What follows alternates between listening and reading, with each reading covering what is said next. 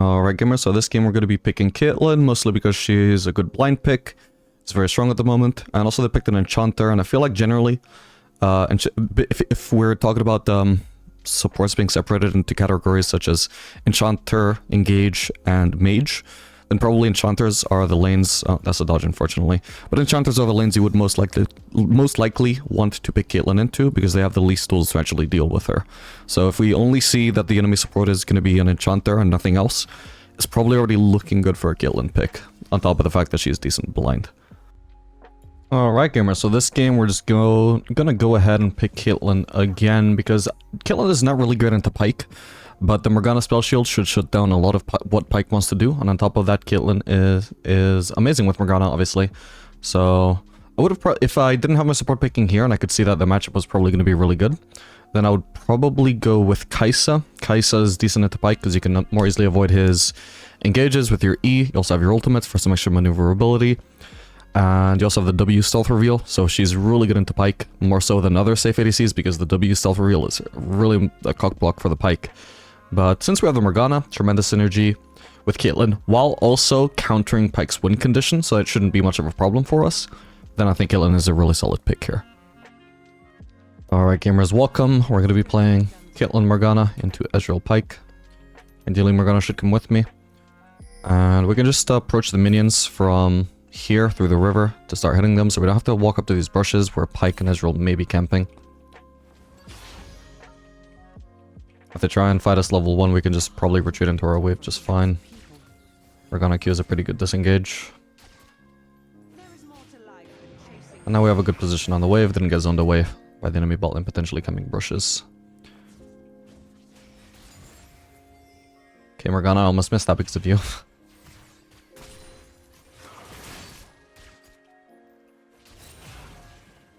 Decent, I can't follow that up unfortunately, I'm too far away and I don't have Q, but it's good harass by itself as well.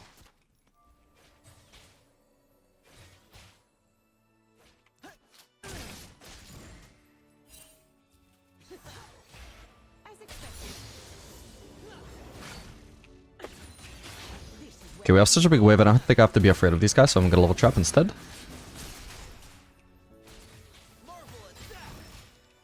Nice. Oh, no, you're kidding. I kept on going there because I knew I was about to get the headshot.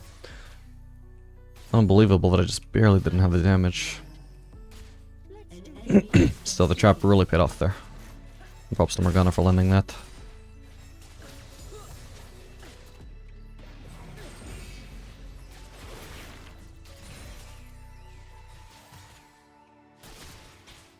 Okay, we've got full traps, so we'll place one under turret. If I had few traps, or, you know, like only one, then I want to save it in case Morgana hits the Q, but when I've got an excess of traps, we can use them to zone Ezreal a little bit. Okay, I've definitely fucked up there.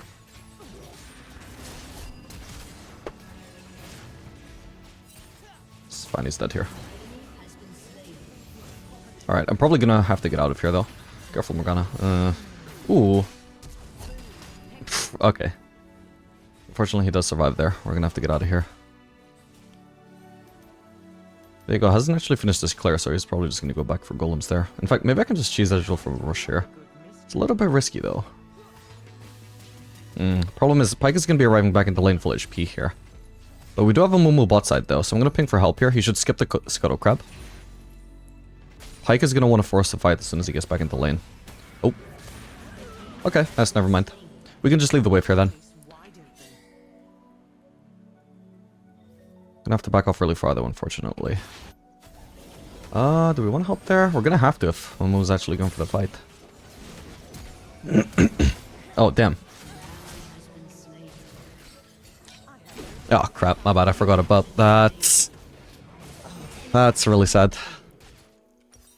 Okay, we'll go for the pickaxe. God damn it. We just needed the base there. It didn't make sense for Momo to continue pressing forward there. Yeah, that Morgana Q is also baffling. That was way off. An ally has been slain. I guess she was trying to hit Viego before he flashed, but I think she should be patient with that. She's trying to go for a kill on Viego there instead of trying to peel. If Viego doesn't flash here, is he any threat to a Mumu at all? No. There's not a chance that Mumu can die if she just holds her Q and Viego doesn't flash. Instead, she uses her Q, Viego flashes it, and now she doesn't have any peel. And Viego has the chance to kill a Momo. Oh well.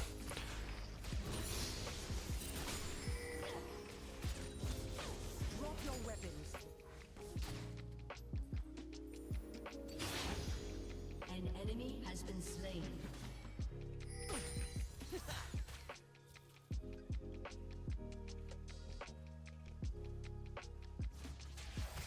I love a good chase.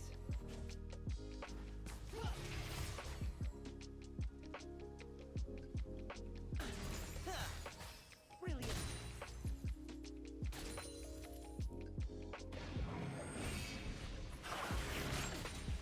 Hot on the trail.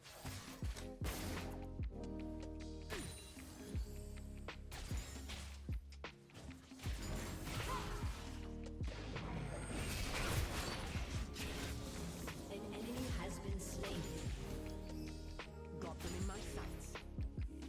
Okay, I was gonna say we need to place a ward. He must just be on golems though. Okay, for now I think we can just pressure them because we have the bigger wave. I hit him, but I don't want to try and follow that up while he's invisible anyway. I'm too far away. Even the smallest clue can break a case. We know Viego right now wouldn't have a Z, so this is a good time to play aggressive. Okay, that guy just barely survived me again. Thank God he died to the Morgana Ignite. What is that guy's luck? Alright, we need to go clear that vision. Morgana should be with me, but... This might be Viego trying to cheese me here. We got a lot of people here, though. Amomo... Didn't cancel his base, it's fine, though. Was Viego just on the golems? Did he still not from that? Not sure what he could be doing there, what he was using that E for.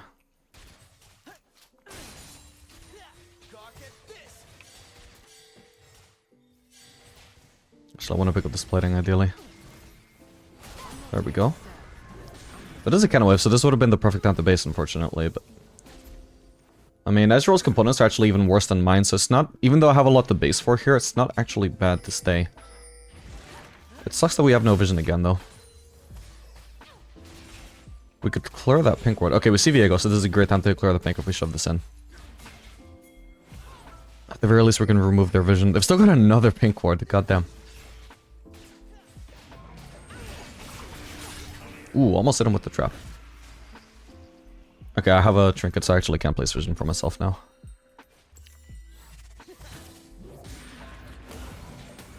Ooh, I can't quite get in the trap range yet, I don't think. Shame, I was really close.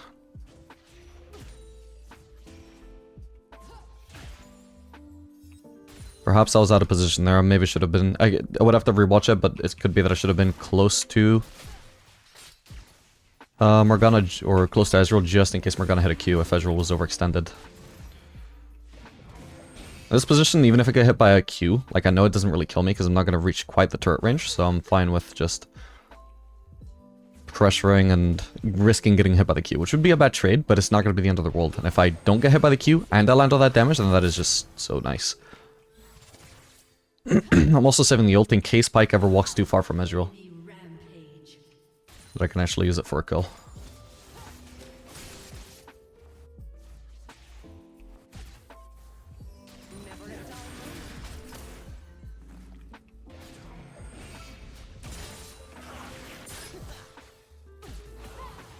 Debatably, maybe I could have landed it there, but the problem is Pyke does have his E, of course, to immediately get in the way. There's still a chance they could have just misplayed it, and then I would have killed Ezreal, but I want to hold it. Oh my... Dude, how unlucky am I going to get? What the hell? I could flash, but he's probably got barrier, so if you're accent time, it'll be fine.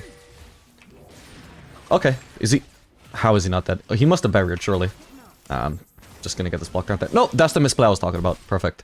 I think he must have buried the Morgana comment. That or it just missed, but... Should probably a Scorch as well. It just feels so unlikely that he just survived that without using barrier. Yeah, if they're far enough apart... Hang on. I'm just gonna get out of here. Shit, I should have flashed that.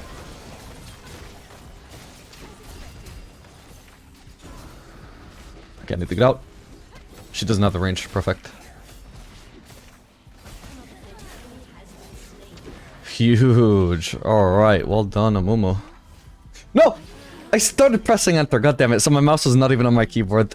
Oh, that's so unfortunate. The double kill of all things, man. Holy crap. Oh. Look, I'm not lying, guys. I'll show you. I'll show you.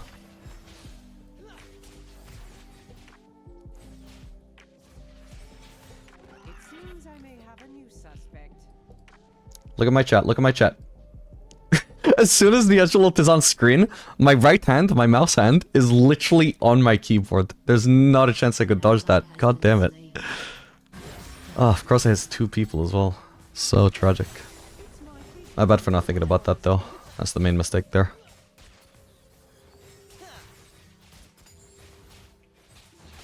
Just wanted to give my homie props.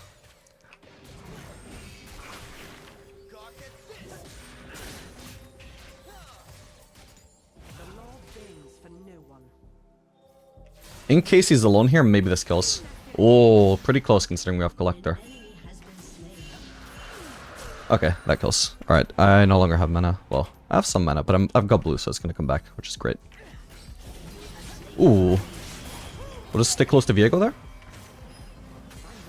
Oh man, I'm gonna have to try and snipe him the same way I just sniped Ezreal.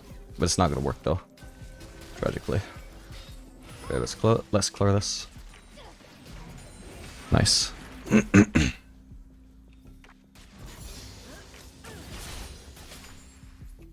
have this finished before tea time.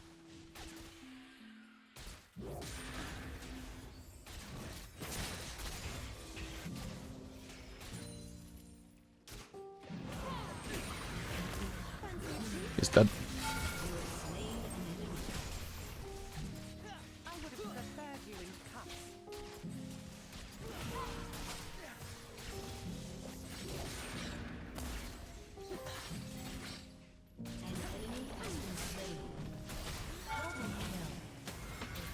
I don't have another trap actually, my bad. I used too many traps, this is what I'm talking about earlier. Oh, hello. Okay, he lives for now. He might have ult. I have ult soon. I don't think it kills him though, but we could try. He's about to just... Ooh. I will not be waiting. I was gonna say he's about to go out of vision anyway, but nice, it did kill. Perfect. Wasn't sure, I bet it was close. By base, I'll get to see just how close it was. If I keep pushing there, I'm vulnerable to Pyke. But I see Pyke on top side actually, so I'm pretty sure I can just farm here. Yeah, everybody's accounted for. Not farm, I mean push this turret. A true professional is always aware of her surroundings. An ally has been slain. Okay, well we got decent enough components, we can definitely go for Infinity Edge second item. Don't need to go for Lord Dominic's. Throwing Lord Dominic's on pretty much every champion just feels like it should be quite a solid choice right now for second item, especially ability reliant champions.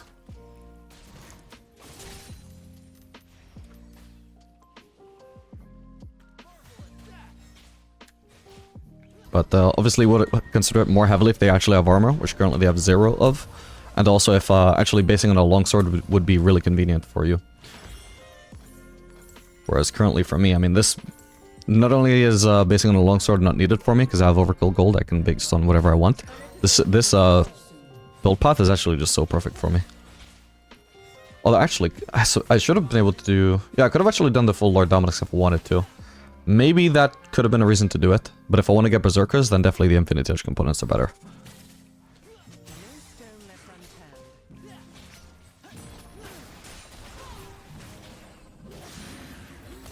unturned. Ezreal should have queued me ages ago as I was walking up. I just missed out on that damage for free.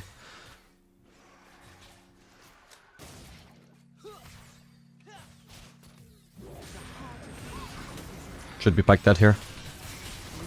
Nice one. Just takes 2 autos and the trap. And the Morgana QW.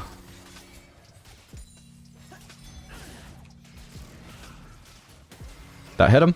Oh, but there's a Viego here too. In fact, it might have been the Viego she hit. Could also just be... It seems like she had Ezreal because of how low he is, but it could also just be Viego was on the golems not actually trying to gank us there. You can never know. For a second there I was worried she was going to steal the cannon, because that would have prevented me getting Infinity Edge here. This should be good. Beautiful. So no need to stick around for another wave here. That would be greedy. I just want a base. On to prioritize my power spike here.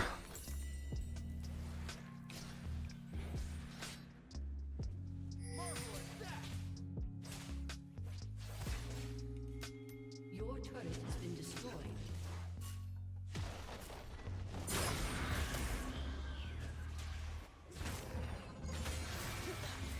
No matter the situation, An enemy has been slain.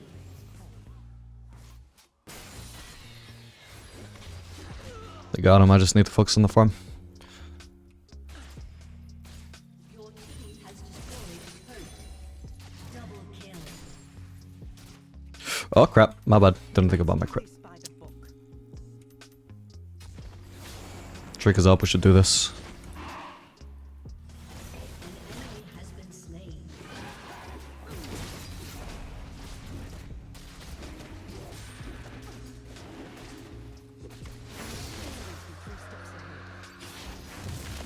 Okay, Darius is pushing. We could actually gank him as a team.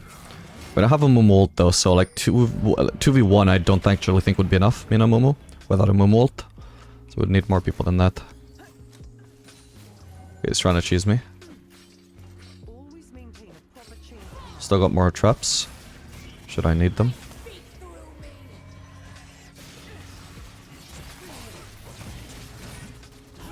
Perfect. Okay, I'm just gonna rotate to another part of the map instead of sharing farm with Timo, who ultimately should be the guy side laning. Kinda sucks for me though, because Lux is also unlikely to leave. Jesus. So I might just end up having to walk all the way top lane. Although I can text Lux on the way there. So why not? There is a fight going bot side though. One must never start an investigation. Fuck it, I'm just gonna match the Talia. Somebody has to deal with this usually. Ideally.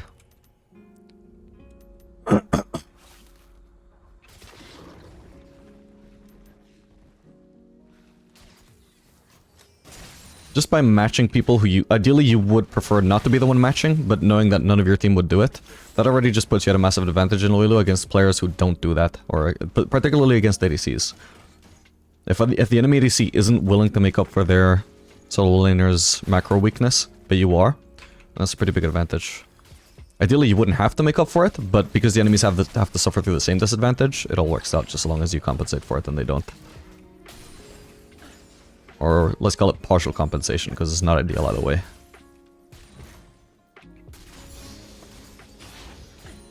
ally has been slain. I do love a good mystery. Okay, that's probably as far as I want to go. I need to join this fight. Not only could shoving in another top lane wave be risky, but also there's a fight happening, like basically right next to me. Looks like with Darius spot though, it probably wouldn't have been risky though. They cannot run from the long arm of the law. Ooh. Damn.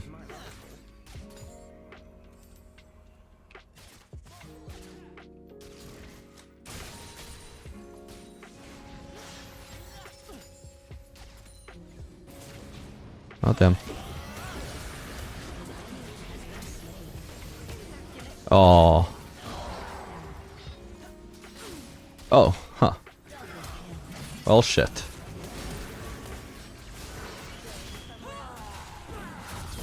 Crap, crap, crap. Should have blocked it. Let me try and lifesteal. No!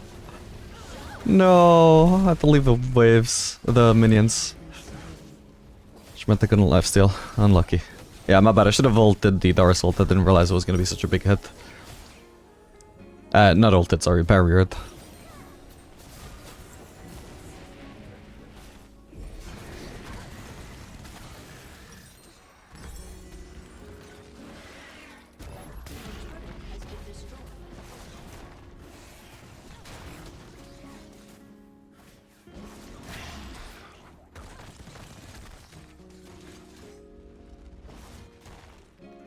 I'll be adding that to the charges.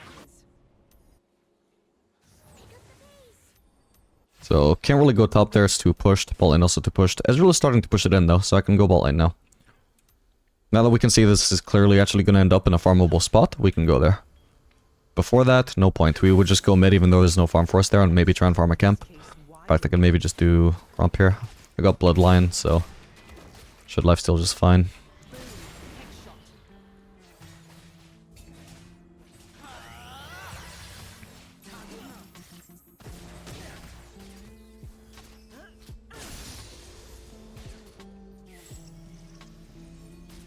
Dude, what is this red before if I can barely catch him? And I guess he's trolling. You have slain an enemy. On to the An next ally has been slain. There's a fight going on. I'll ignore the wave for now, because if this fight happens to move into me, then it could be really good to follow up, but it doesn't look like it is. Like, it's starting to leave now, so we'll prioritize the wave.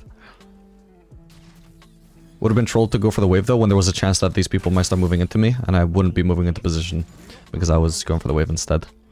So I want to see how it plays out, then decide whether the wave is worth going for or not. I'm not going to miss out on the wave just because I don't farm it immediately. Darius is the main concern for me, like about getting flanked, so we can see his top, so I'm not terribly afraid right now.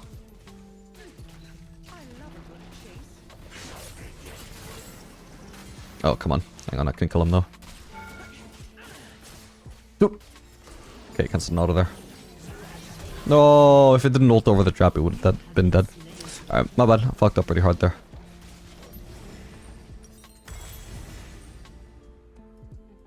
I was thinking I wouldn't get hit by the pikey. I just needed to E it if I think I am gonna get hit. Because I wasted so much time and took so much damage from that. Rampage. An enemy has been slain. An ally has been slain. Double kill. Nice one. Goddamn. Alright, next up gonna be Farkanen.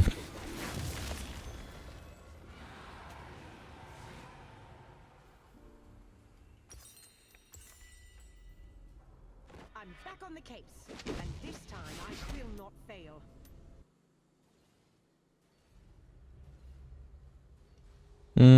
I just end up going bot again, even though, like, by the time I get here, there's barely gonna be anything, but it could just be I want to go mid instead.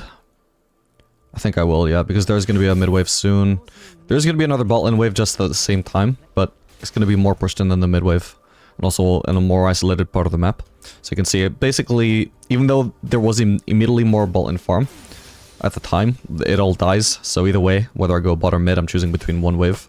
And this one is just safer and more grouped with the team, so I always aim to win. I can start bothing over there just in case the wave isn't going the way I expect it to, but I'm also leaving myself some leeway to still go mid if I want to.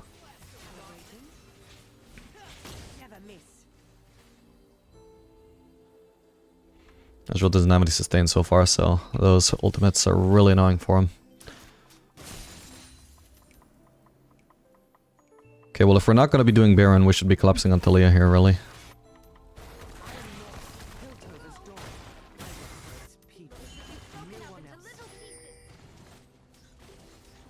Going through the river is good here instead of their jungle, I think, because they're more likely to have vision in their jungle. Alright, she's dead. Whoa, where is she? Does she have vision of me? I don't think she does. I think that was really random. Just completely unlucky she flashed away at the same moment I appeared. Alright, Lux needs the base. Ideally, like, Lux can't deal with it by herself though, but these people are recalling too. Should ideally have somebody matching the Darius, guys. Come on.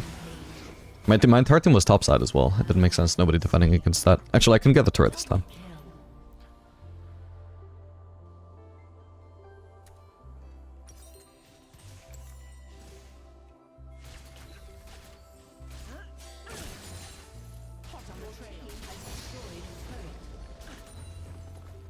Okay, everybody on the map is accounted for right now. Talia could ult me when she revives, but I'm not terribly afraid of her. Be surprised if she kills me when she's one level down and I'm this ahead in items. Just need to make sure I'm not getting hit by the turret.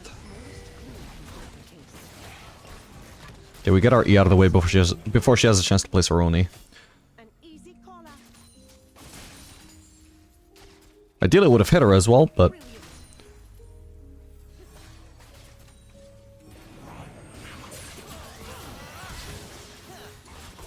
should have aimed that backwards, actually. I would have preferred you in cuffs. Dead. And you're dead too. Nice one. Okay, who's alive? Just Darius in his top lane, so no concern to us.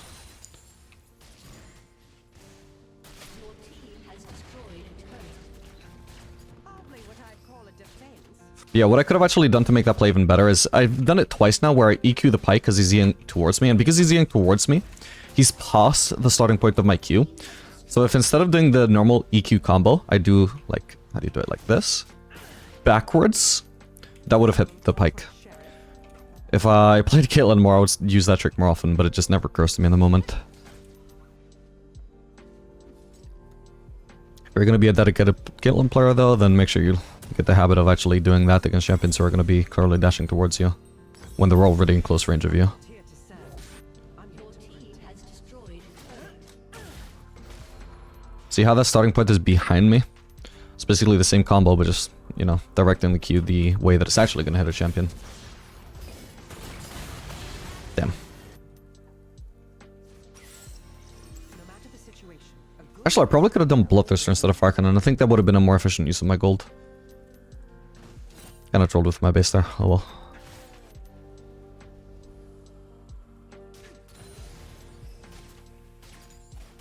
An enemy has been slain. Dominating. Your team has destroyed a turret.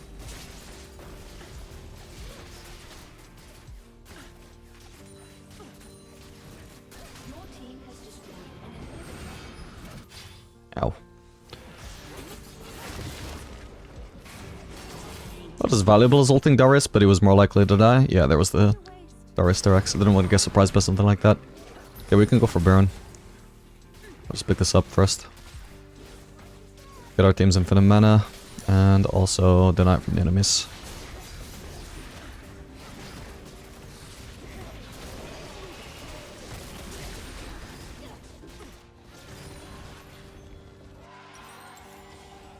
Okay, my team is gonna pick up that Drake. I'm just gonna base while I can.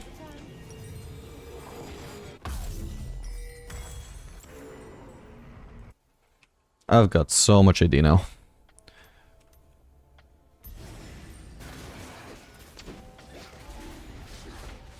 If I wasn't the strongest champion on the map, I certainly am now. Caitlyn's late game is tremendous these days.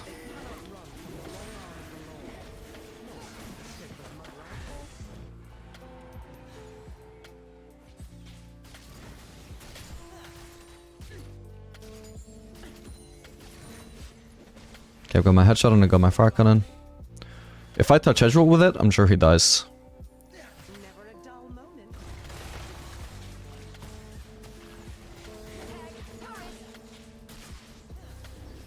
Ah! Not quite enough for a kill. But Ezreal certainly would have died. Damn, I wanted to see if I could ult her, but no idea where she went.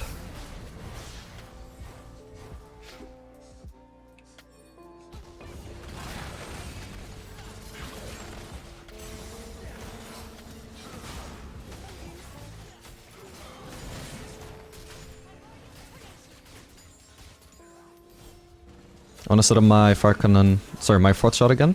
Ah, damn it, I can't because of Morgana. Nice, I got it, and now we wait for the fire cannon. Never mind, I one-shot the... Oh, I almost one-shot the Pyke. Okay, I did kill him at least. Damn, if I only got the Morgana spell shield sooner, I would have been perfectly fine there. That sucked. Or if I just one-shot the Pyke as well so I wouldn't get hit by a Z.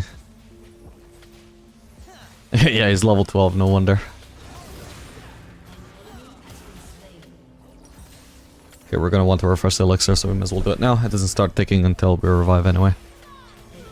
Nice. Wouldn't it be nice if elixirs in general just didn't tick while you're dead? Maybe there's just no reason for that change, but it would feel nice.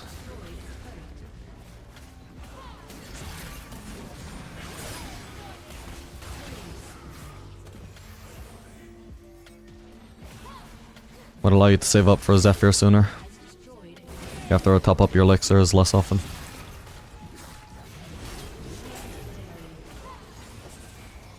Alright, GG.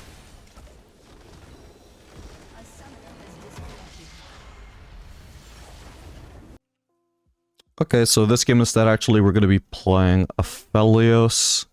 Aphelios is pretty good with Thresh, and he also should be quite decent into Callista, so long as they don't have a bot lane that is super good in, like, super good early game in general, then we should have the capability to easily survive the lane. We won't just get like all-in inside our wave by Kalista, which is always a risk if you both pick super early game picks. Sorry, super weak early game picks, but Thresh is not super weak early game. So we should be strong enough to withstand the Kalista all-in, regardless of what her support is, most likely. Looks like she's probably going to have a mage support, which is not ideal with Aphelios, but we should probably be able to survive the matchup, and it's not going to be great synergy with Kalista on their side. Alright, gamers, welcome. This game, I'm going to be playing Aphelios Thresh into Kalista Way. So as mentioned, Kalista is a decent matchup for Aphelios. It's going to be a little bit more annoying that she's running Halo Blades, makes her quite stronger in the early game, but she doesn't have an engaged support. So that probably doesn't really play to Kalista's strengths in the lane. If all she's going for are short trades, well, the Halo Blades, like I said, will make it more annoying than usual. Because usually I should beat her harder in short trades if she wasn't running Halo Blades, but since she can't all in, ideally, then hopefully it works out fine.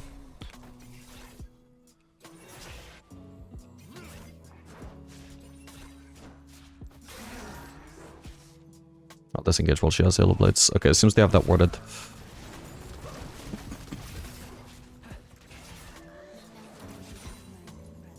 Seems like we're not about to get beat to level 2, which is nice.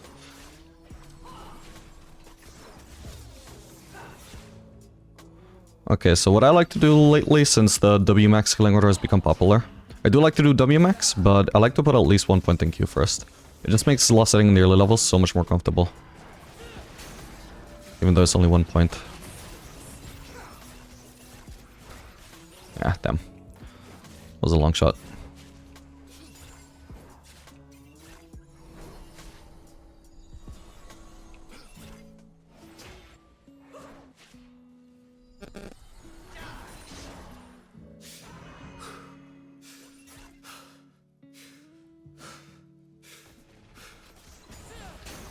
I really hit that way ability, it's actually undodgeable. Oh crap. If he just walks close enough to me, like, the risk is that he's putting himself in a position where he can be all-in. But if I, as Aphelios, can't actually punish him for that, it literally just turns into an undodgeable skill shot. There's no way I can dodge that. It's just way too wide.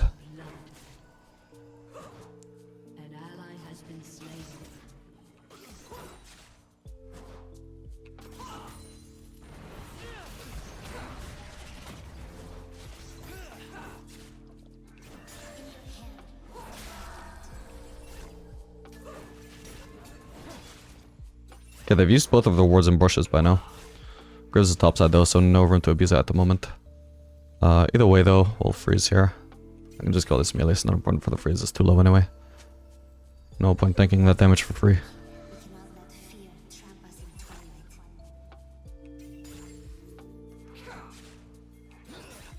If nothing else, we're safe from a gank right now, since I have no idea where Skarner is. In theory, maybe Graves ends up bot side again, because he might just go for the Scuttle Crab here. We can keep it, ooh, nice. Alright, I would say that's good enough. Ooh, hang on. Oh, god damn it. Okay, that sucked. I tried to use my Q sooner, but my swap didn't go through for some reason. Or my Q didn't go after the swap, one or the other.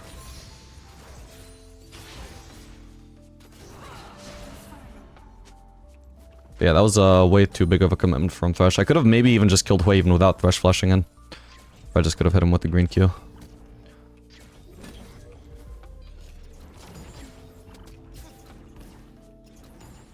Okay, they've almost certainly based here, so I should be able to crash this pretty fast. Got the right weapons for it.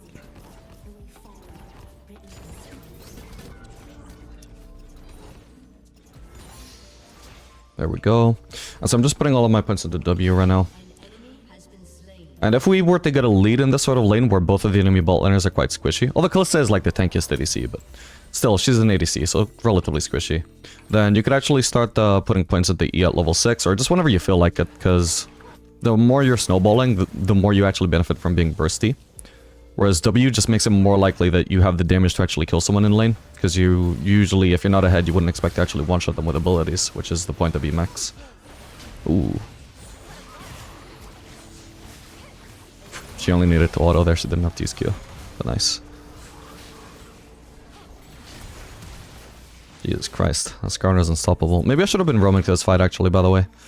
Because this wave isn't even crashed yet. I had so much time to make a move there. I'm gonna ping my team back from the Callista. I hope this Ahri is making a calculated bait. Well, it's too late for me to roam there at this point. Most I can do is make sure Callista misses out on this entire wave, and maybe the next wave as well by freezing it. Because I don't have time to go for platings here. Okay, she's dead. Still, like, there's just not much room to start crashing this and then go for the platings, so we'll just keep it frozen. So Callista got a kill out of that, I believe, but she does miss out on 2 entire waves, which is pretty big.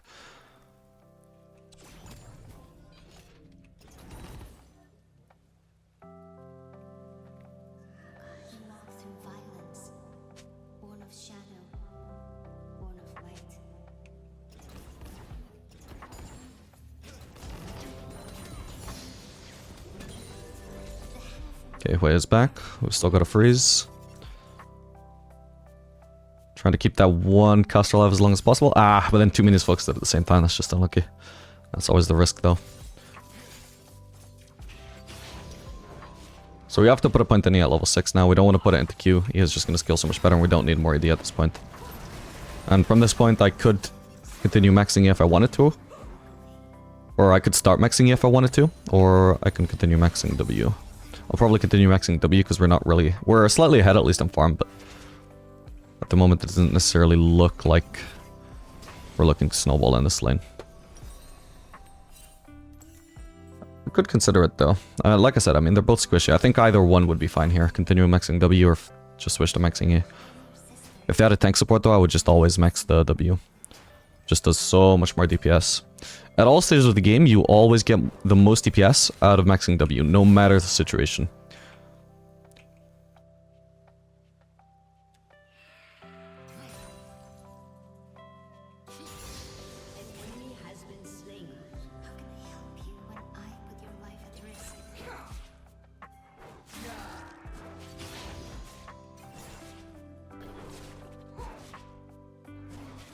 Well, that was obvious.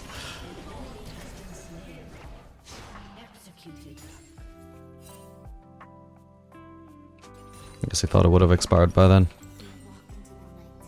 Okay, once we've... Okay, we can continue slow pushing for now, because the cannon wave. It's gonna take forever to crash. Oops. I would ideally like Thresh to be standing near me if I'm gonna be pressuring, but if he doesn't stand near me, then I can't really go to trade. I got the bigger wave, so I would have liked to.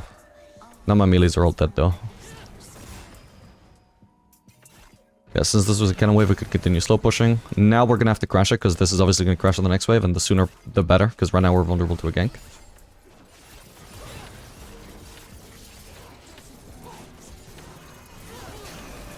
Oh boy. Almost had her.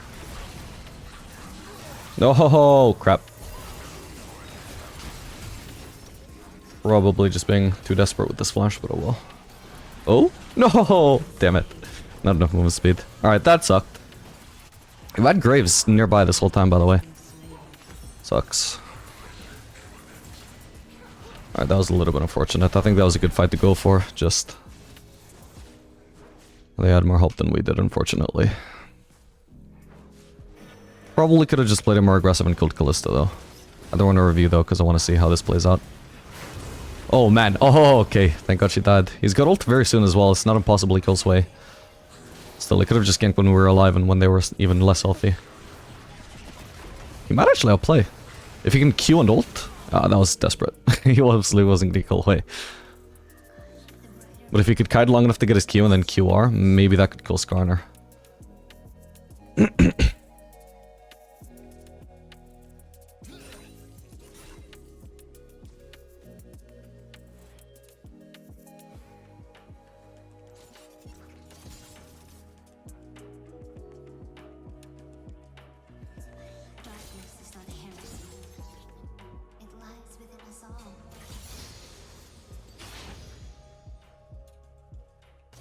Actually, let's just look to crash this.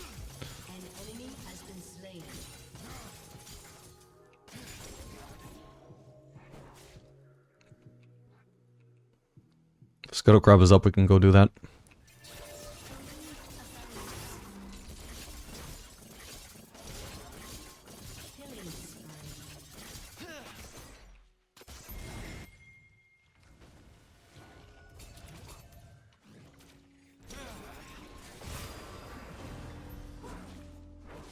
think he used the wrong ability there.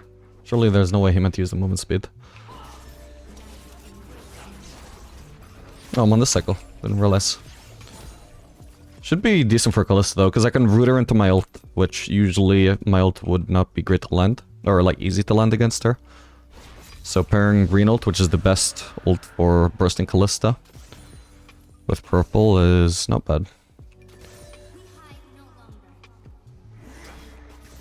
Okay, dude. How much do I need? Okay, we can... If we can build a slow push, then that should provide an adequate base for Collector.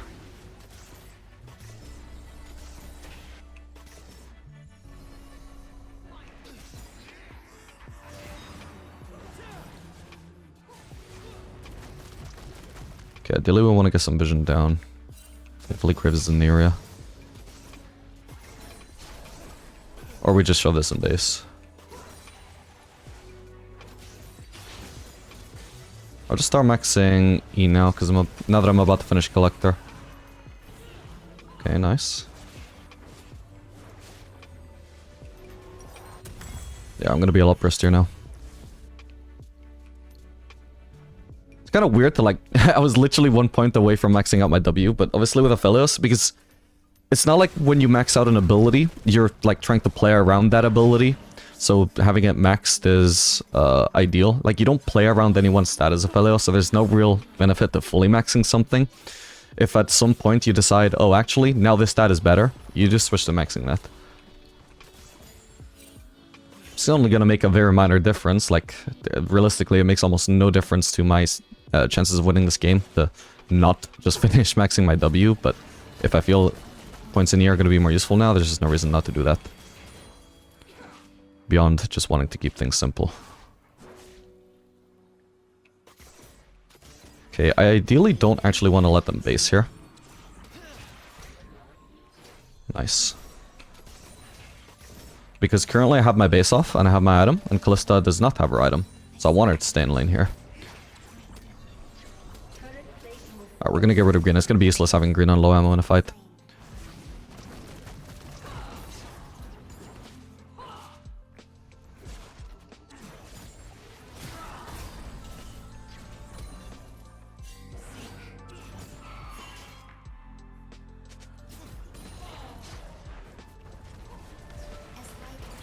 Oh, crap. Okay, she's dead.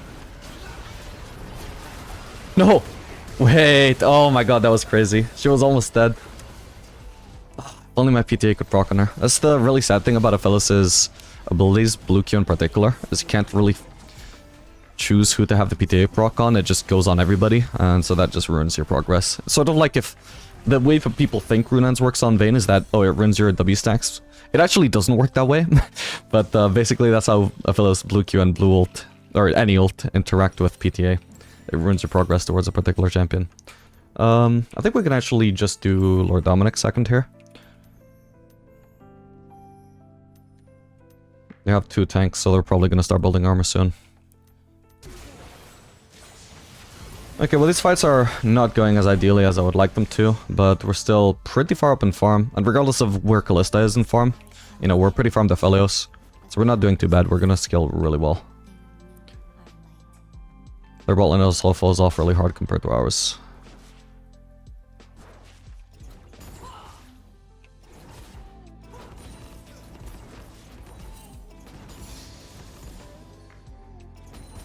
Nice, managed to land 2 AoE things onto Kalista there. Okay, I'm just gonna continue maxing W now. Now that I'm a little bit further behind, I'm less confident I can burst her, so we'll go for the DPS. This is just me purely operating by feel, not by math. Bear in mind. I just feel like W will be more useful at this point. That's what my intuition tells me. If I can just reach her. Okay, that was worth a turret shot. Not the best trade that it could have been if I didn't take the turret shot, but still a positive trade overall. And bear in mind, that would have been better if I was putting all of my points at the E rather than W. You know, these do different shine in different situations.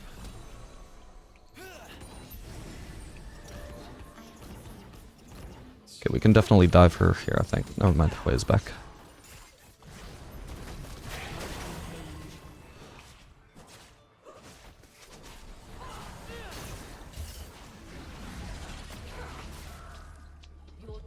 has destroyed a turret. She gonna look to base? I think she is. In that case, we can let her base. Let's shove this as fast as we can. And just base ourselves. Oh, she's actually staying. It's still kind of impossible for me to dodge his thing if he does it from... Like, yeah, if he actually aims it accurately, but my movement speed now makes it harder for him to do that. Since we have Berserkers. Actually, she has better items than me. I probably would like to look for a base soon. So maybe... Well, ideally I would base in a cannon wave, so I'm thinking... After... The wave after this one will crash and actually base, so I shouldn't have already started pushing. Also, I should get some vision down. I think Skarner probably would just be topside, considering what the hell is going on topside, but... Never know. Oh, shit. Fucking hell. Never mind, why is he not topside? Yeah, that's unfortunate.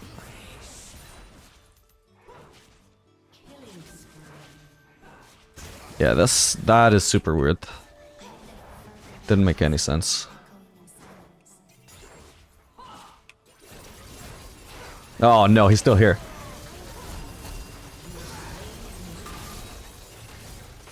No point trying to kite, we should just stay in melee range and hope Chrysanthemum is enough. It's not gonna be, but it was our best shot. At least we did the most damage possible. Still not too bad. Actually...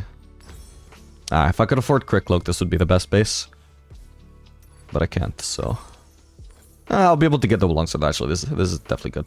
If I couldn't get double longsword... Well, then, ideally the Lost Whisper thing would have been better, but this is fine.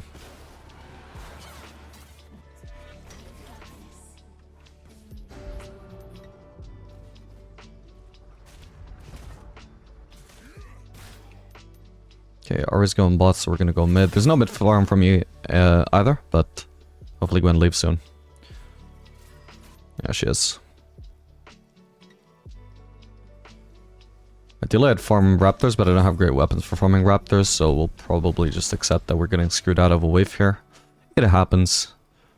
You're not always able to optimize farm in every single situation. So instead we just group sooner, get access to this wave sooner, and work with our team sooner. Able to follow up on any plays they make. Probably just want to hover inside the jungle here. There is a play going on over there.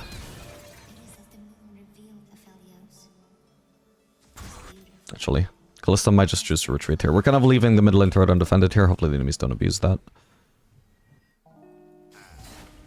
Nice. Okay, there's a TP. I feel... Hang on. What the... My turret.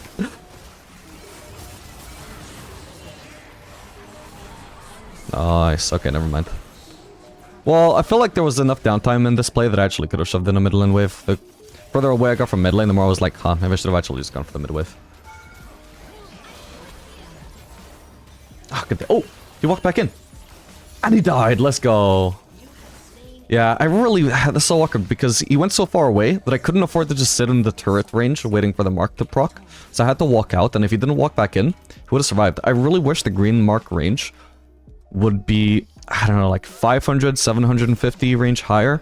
Because it's so awkward, you can hit a green ult on someone. You know, you had the range to hit the green ult, but then not have the range to hit the mark, even though they didn't flash away or anything, they just walked. That feels wrong to me.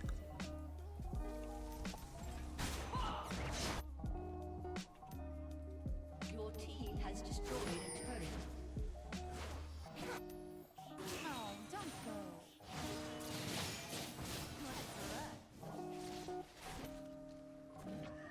I am right. This is what the wound tells me. Most of this wave will be dead by the time I get there, but at least I'll get the next wave.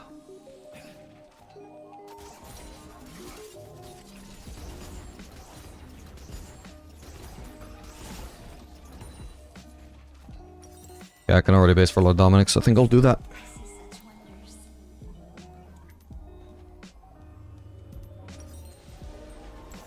Oh, there's pink there.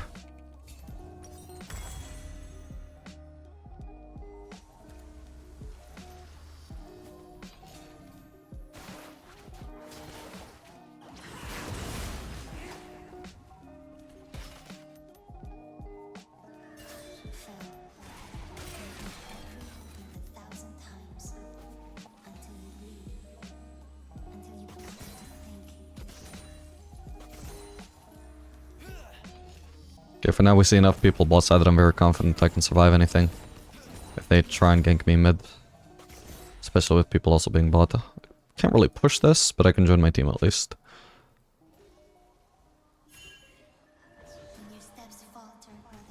If there's any need to. I mean, I can at least hover the bot side, and then if there's nothing to do, I can just farm the next mid wave.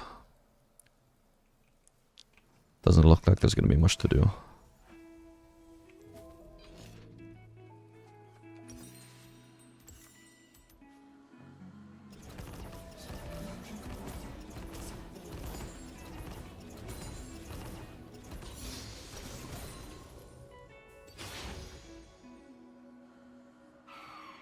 Okay, we got our W and our E maxed out.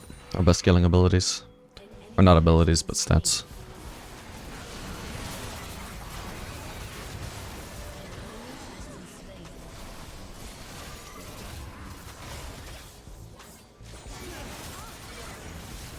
Nice one.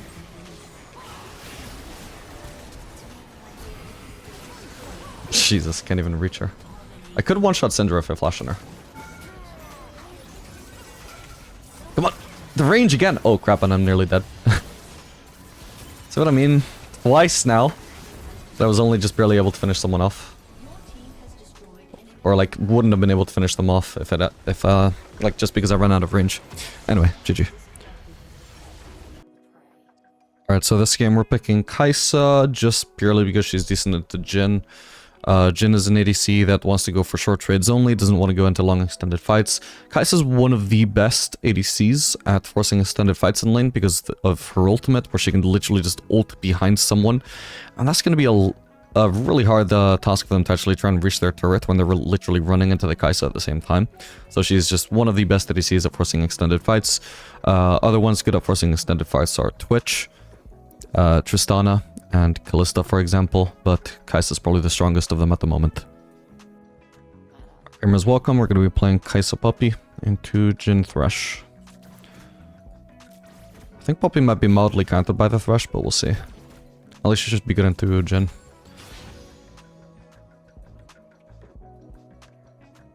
Assuming she bowls tanky.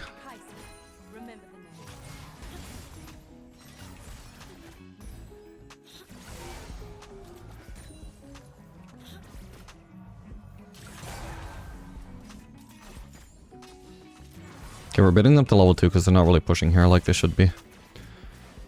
Thresh is a range champion and Puppy is not, so he should be abusing that to push on the wave.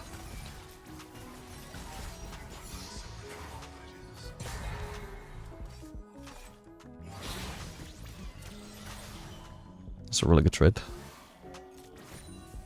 Okay, they're level 2 now.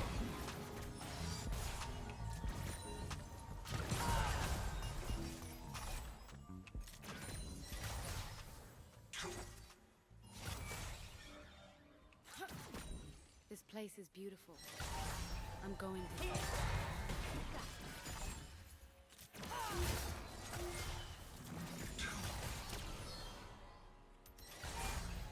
Okay, well the Thresh is getting pretty low. There is a chase over there. Doubt we're going to be needed, but... Oh, the juke. Oh, damn. Karina still has flash. Not sure she can go, though. Damn, that's unfortunate.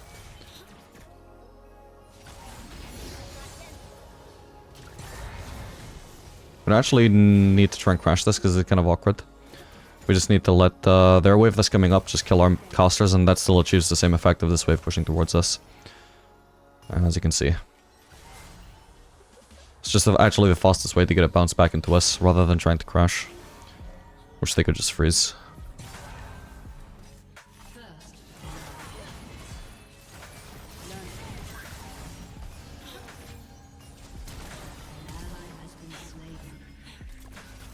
Oh, no, you're joking.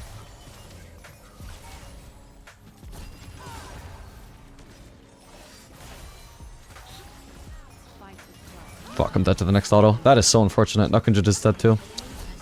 Man, that really sucks. If I could have just survived one more auto, just flashing out from the next one would allow me to survive. Whereas if he tried to flash after me, he would still be out of range anyway.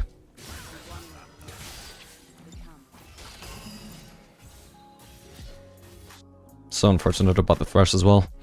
What Kindred should have done instead of trying to finish off the Thresh should have been just go on the Jhin instead. Because that way it would have been a straight 1 for 0 instead of flashing for Thresh and trading 1 for 1.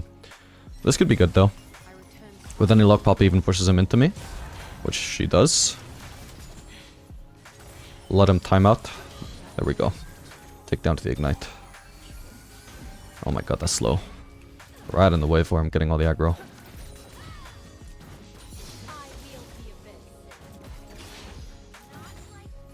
Alright, I already want a base, so we're not gonna freeze this or anything, we just want to crash. Check out the melee, or the minion that I was gonna get anyway.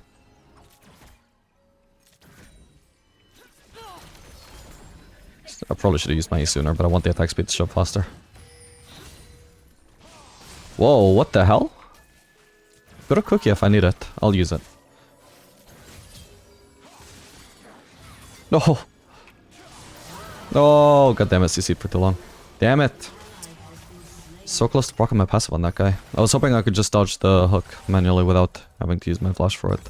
Then I would have a decent chance of killing J4 too. I'll wait for the longsword here. They have no idea what love has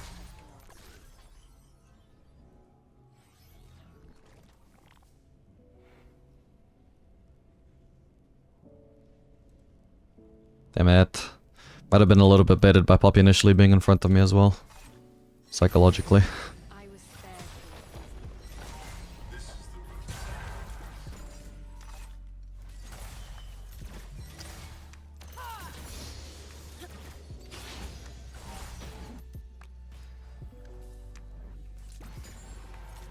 I came back for the others who could not.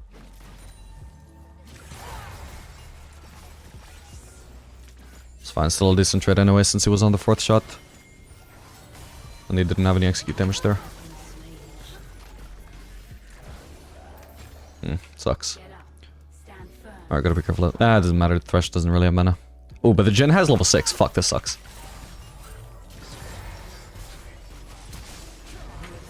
My luck, bro. Okay, I might even be able to kill J4 here. Yes, there we go, let's go. Man, if I only survived one more auto, I had ult off there.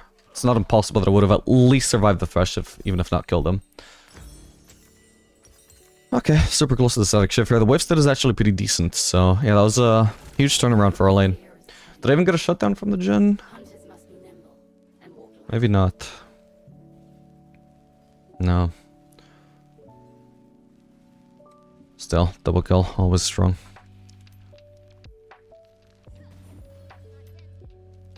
Yeah, once I realized the Jhin is level 6, I just know that I have to fight him. There's no other choice there. I shouldn't have let myself get close to him in the first place, because I didn't realize he was 6. But if he has 6, that means that whenever we're done trading, or even if we don't even trade at all, he'll just chase me down with his ult out of the way. So I have to fight back, I have to try and kill him before he gets a chance to ult me. Because we know he doesn't like those extended fights. Okay, here we go. Ooh. Thank you for blocking. I'm not sure I can kill him, though, sadly. Oh, for the love of God.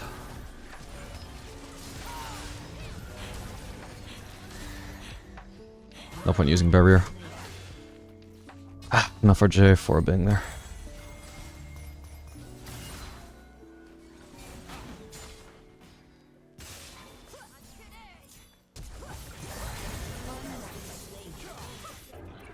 Nice one.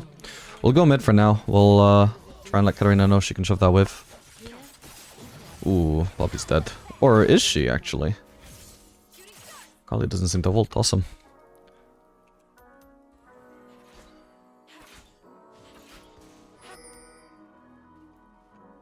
Well, there's nobody currently mid. Maybe if Jhin is smart, he should go mid as well.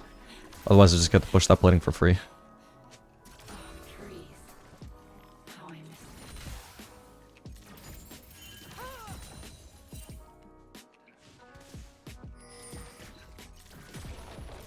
Okay, so far so good. It's not impossible, I just get ganked here, but because the plating is basically guaranteed no matter what, I feel like it's worth the risk. The next plating, I'm not guaranteed at all, so I'm not going to continue overextending, because the longer I continue overextending, the more time it gives an enemy to think, I can probably punish this guy, so... Exactly. Doesn't look like he's sticking around trying to hook me there. Okay, now I can swap back to bot. It would be really troll of me to stay here and, like, shove this wave and then rotate bot, because then it leaves nothing for Katarina. And I might even miss some bot CS for doing that, because as you can see, this is about to crash. I probably could have pathed a bit safer, actually. I'm vulnerable to a hook there. Get a static shift proc on them. Nice one. Try and get another one now. I didn't hit anybody. But now I'm just going to try and play heavily around the static shift procs.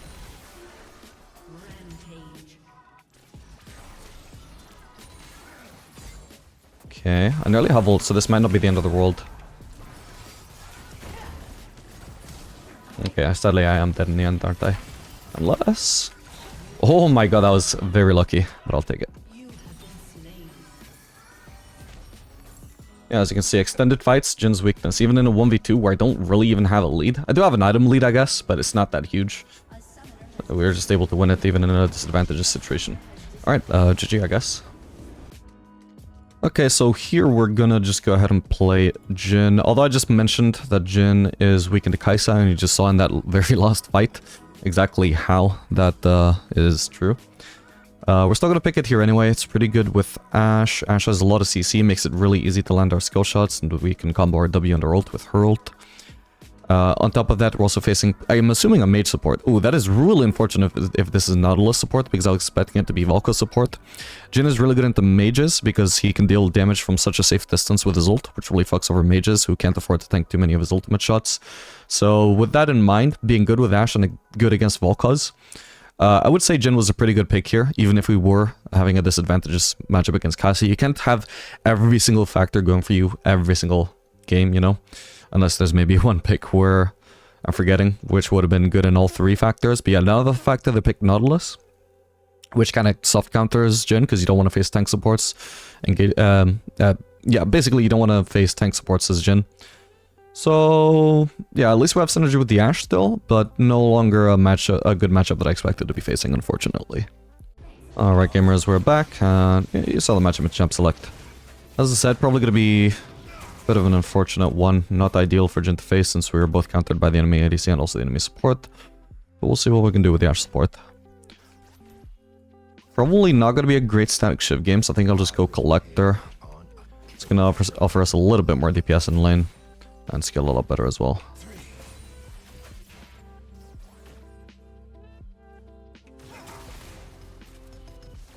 Leading with the 4th shot there, because I didn't know if I would be able to land 2 hits on her instead of 1. If we're only going to land 1, we would rather lead with the one that does the most damage, which is 4th shot.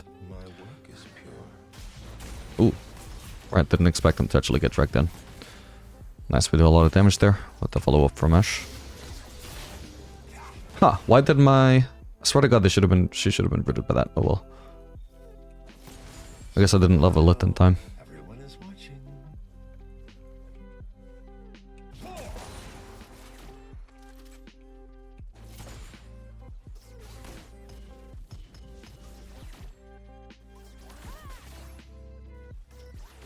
Immediately as we're about to die, so I was just trying to bait the Nautilus hook there. I couldn't actually pressure Kai'Sa.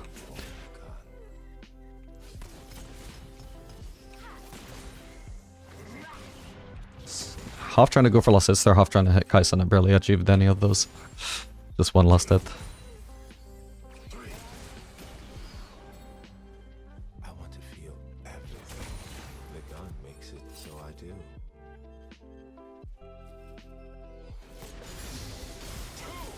Can we cover Ashe here by going on the Kai'Sa? Nice one. Could potentially go Nautilus here too. Yeah, he's dead. Nice one. Okay, so they have heal instead of Bearer for some reason, which is nice for us, because Bearer is a stronger summoner. Yeah, we'd already done too much harass into the Kai'Sa for that fight to work for them. Just focusing Kai'Sa there, she just dies before Ashe dies. It was a huge mistake. I think maybe I can pick up this plating. I'm the worst ADC at pushing platings, unfortunately, because Jhin does the worst DPS early game by far, I think, except for maybe Zeri. I feel like Zeri probably does more DPS if you're just shooting at the non-moving target, though.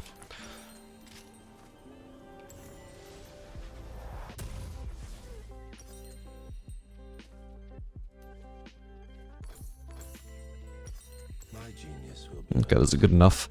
Some people might be surprised that much just thinks Threaded Dirk. 10 lethality is honestly not as good as just having an extra 15 AD. At least at this early stage. I think lethality gets really overrated as a strong early game stat.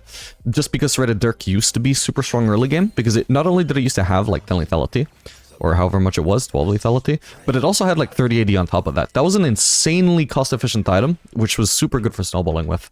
Now it's literally just it's inefficient in terms of how much AD you spend per gold. And it's still a decent item. I mean, it's just that it used to be overpowered, now it's just okay. But it's basically completely proportionate to its gold cost. So if Pickaxe plus Longsword costs more gold than Threaded Dirk, generally, at least early game, you would expect that to be stronger early on. Only later on, once you're, because lethality scales with your damage, once your damage is higher, then it actually starts to become disproportionately good relative per gold spent, right? But it's definitely not the case in the early game. no poet's words could match my craft. Okay. Oh, I'm still getting a lent here anyway. Who is that? Iron. Sadly, kill doesn't go to me. I'm gonna take a risk here. Try and yoink the kill. Nice. Didn't get it, but we survive either way.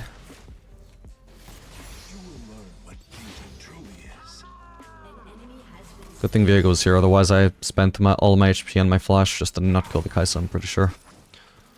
Life has no meaning, but your death shall. Definitely not gonna get that plating. It's a lot tankier than the previous plating. I do have more AD now, but they have a lot more time to get into lane here. I'm definitely not gonna be able to pick that up. Especially starting on the 4th shot. Something you have to consider on Jhin, every time you play him, is that when you have 4th shot, you are at your burstiest. You are going to do the most amount of damage possible in the shortest time possible. But your DPS sucks. Because if you have to reload after your first auto attack, that is just not going to deal as much DPS as if you have the first 4 shots all available. And then only reload after the 4th one, Like if we say we're going to do 4 shots and then back out, starting on the 4th shot is so much less DPS than starting on the 1st shot. Like let's say 4th shot, reload, 1, 2, 3 more autos. That is just straight up less DPS than, well, obviously it's just less DPS than the reverse where we start off after the reload. In fact, even if you do like 4th shot into reload into 4 more shots, so you get 2 4th shots, that is still less DPS, like damage per second, than just skipping the 4th shot, the first 4th shot entirely. Because you're wasting so much time on that reload. Your DPS sucks if you have to reload at the start. So if you're gonna push a turret or something, ideally you would already be on 4 have 4 bullets available. If you have very low bullets, then ideally, hopefully the plating is at least already low, because hopefully you don't actually need to do that much DPS.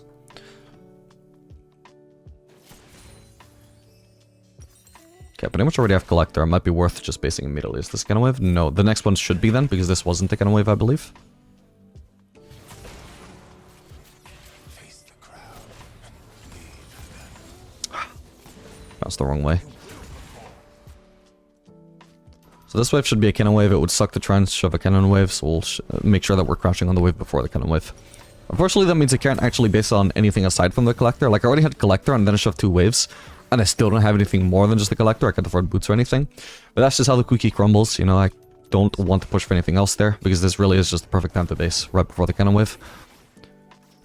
Because now they have a really hard time trying to crash this. Even if they do crash it instantly, even if they somehow could, this cannon minion would just tank this turret up for so long that I still arrive to at least 4 minions. In this case, it's going to be about 5, it seems like.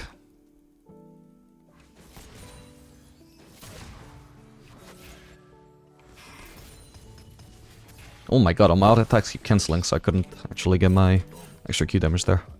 Alright, they seem like they're also basing here. So we start shoving.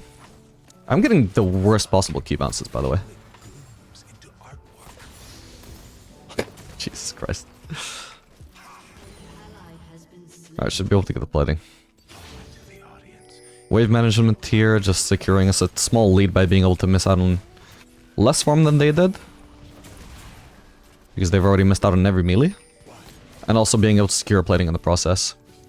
Of course, because we have Prio, it's not like they had bad wave management, right? It's just we had lane Prio, you know, that we get to choose when we base because we are ahead.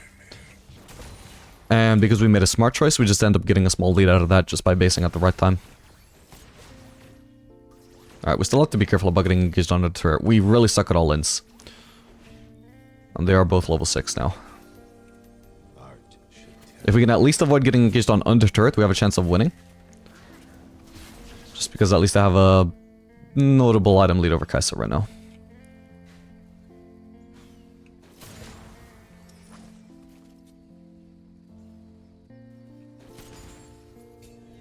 Places, everyone, places.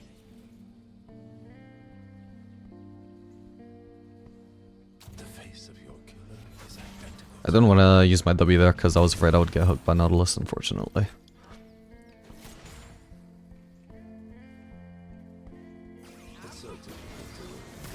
That's fine, forcing her to use the W to get the last hit. Now she doesn't have that for a fight. In fact, now would be the greatest possible time to get engaged on, to try and bet a fight, because she doesn't have her W, which is such a huge source of both burst and also technically DPS for her in fights. Ah shit, I forgot I was about to get CC'd, my bad. Kai'Sa should try and ult on me here. Ah damn, hopefully she still at least does. Yeah, she does. And Ash should be able to win this. Unfortunate that the ult went on to Nautilus instead of Kai'Sa there. Alright, I can actually just go for Lord Dominic's here. Yeah, best she leaves the wave. Doesn't seem like she was going to touch it anyway, but best ping her just in case she got any ideas. Wave stay should be decent for us now at least. Did I have a shutdown? I almost certainly did. Yeah, so that wasn't great, but... oh well. I presumably she had W there, right? Oh, she didn't use it there, was it before? Yeah, there. Now imagine if that fight happened when she didn't have W. It was this close when she actually hit the W to begin with. Now imagine if she didn't have it at all. That's why I say, like, if she already wasted her W in a cannon, that'd be a great time to actually try and get engaged on. But mainly that fight went badly though, because I completely forgot that he obviously still had ult. I was waiting out his CC before using my fourth shot on the Kai'Sa finally, so that I wouldn't get hit by the turret when I do my fourth shot. But obviously I forgot about the Nautilus ult. I ended up getting the fourth shot and then getting CC'd, so I took a third shot that I wasn't supposed to take. And that's ultimately what made that end in disaster. This could be really good. Beautiful. Got him. Doesn't do much, but it gets me a lot of damage. Okay, we're gonna be able to make Kai'Sa miss out on a lot of farm here.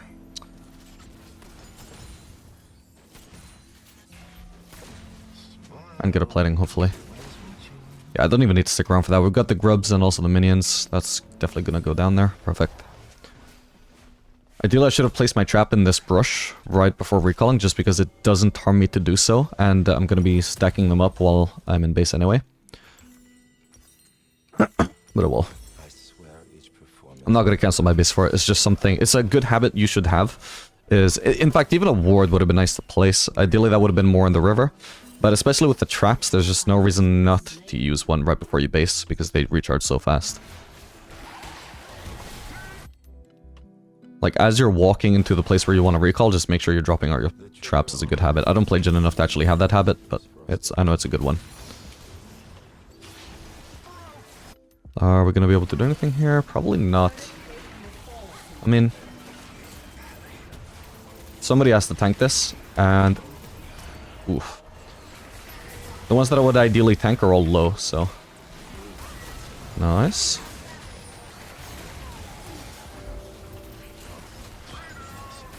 Sadly I didn't get the bounce. Oh, thankfully we're still able to just barely win. Thanks to the low blank. Yeah, so because the two people who would have wanted to tank, ideally Ivern and Nautilus, especially Nautilus, were all low, no matter who tanks there, they're gonna take a lot of damage. Like, the benefit of a tank support tanking your ultimates is mainly when they're at full HP. If they're already low for one reason or another, they're not a good candidate for blocking the ultimates, so nobody could really block there. This might be greedy on me, I could technically get ganked, but if I don't, it's a free turret. Hopefully there's not a Valky's about to flank my ass. Shall transcend. Nice.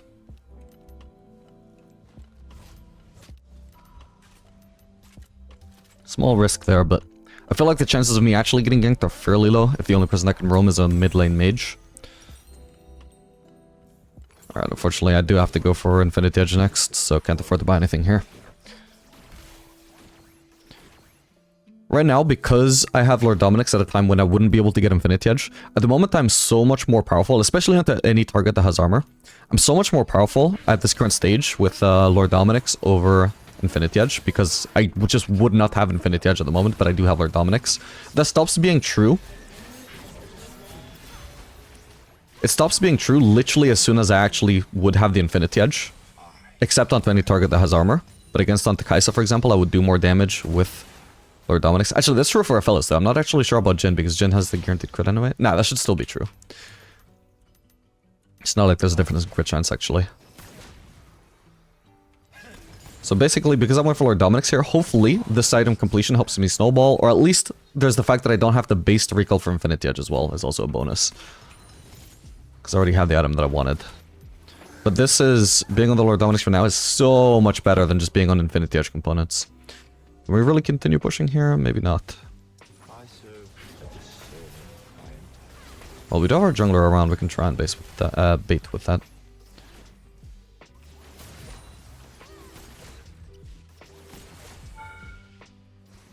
Alright. Probably there's gonna be nothing happening here. There's also a chance for Valky's to roam them right now, and we've got LeBlanc in base, so we don't want to overforce here. I'm gonna ping us back. Okay, we do at least see Ivern top side. I'm gonna miss out on all the CS under turret anyway, so I might as well just go for this. Viego may as well finish this though. Sucks for me, but more important for the jungler to get that.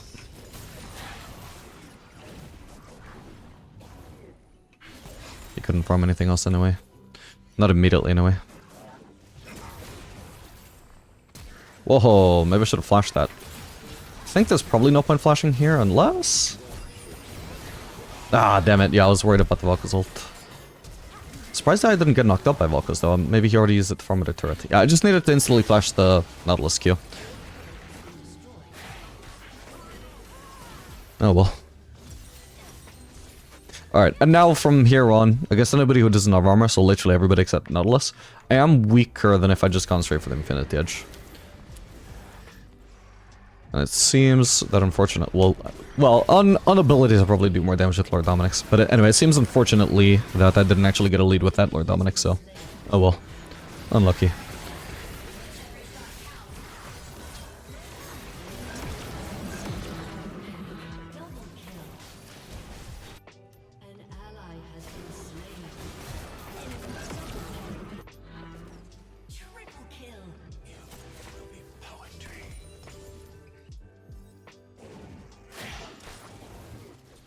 Can go bot. There's a bigger wave waiting for me there than on mid, and Valky's is not a great candidate for just pushing this in and trying to get that turret anyway. LeBlanc should be up by then either way. My critics are usually short-lived.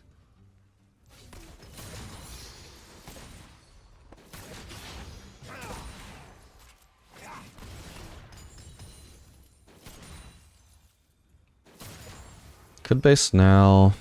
I think I probably will. Just for a quick look, is a pretty decent prospect on the Jhin since I'll get movement speed out of every single crit, not just damage. Now the choice of grouping mid or going bot, Kaisa's shoving this in, so I'll probably want to go bot. Your team has destroyed a turret.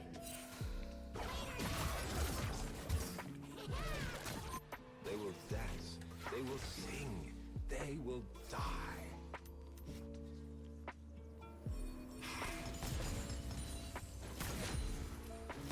Rampage.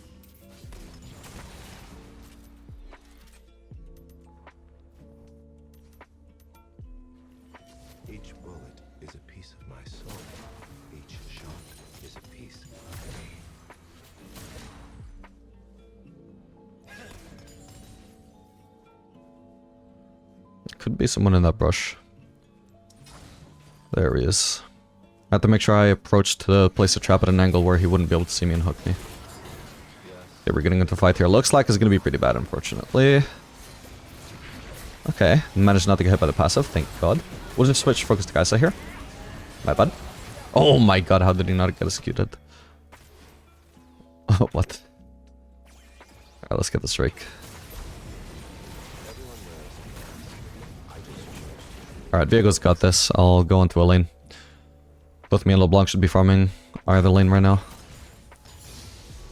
Ideally, I would be the one mid because I push harder and it's more beneficial for me to be grouped, but couldn't see any sign of her going bot, so we'll take over bot instead. That's just my default in low elo. And high elo, it's preferable to just farm mid instead because you can actually trust your mid laners will actually rotate towards side lanes. Goddamn. An icon doesn't have to explain himself. Granted, if that was me mid, probably Vel'Koz wouldn't have died. I'm assuming LeBlanc did a lot there.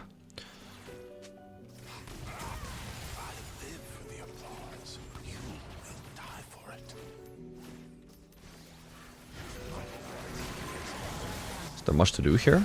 Not really. No point even ulting. I can tell nobody's gonna get low enough to kill there. Again, with Vel'Koz being a tank support there, no point ulting because I know he'll block every shot and barely take any damage because he's not low HP. Whereas if it was a mage support, for example, I know I would do a huge amount of damage no matter who I land the ult shots on.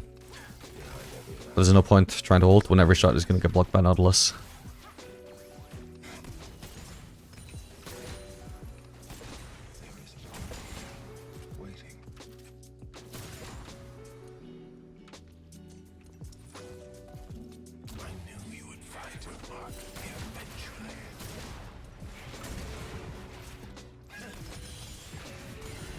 Nice.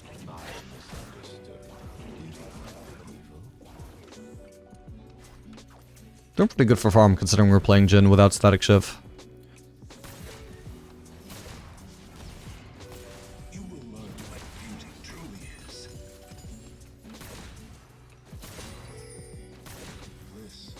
Now I've got Infinity Edge, so ideally I base here. I'm gonna ping them back. Because this is a huge prospect, I don't want to delay it.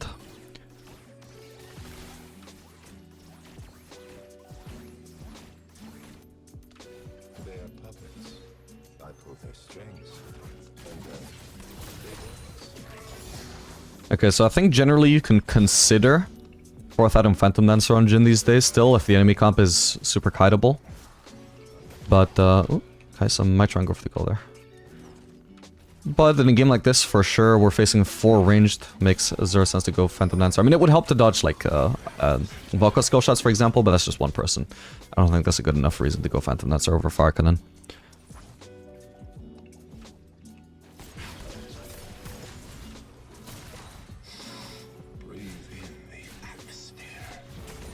I was waiting for my Q so I could get every single last hit. So that I missed every single last hit. Except the cannon, at least.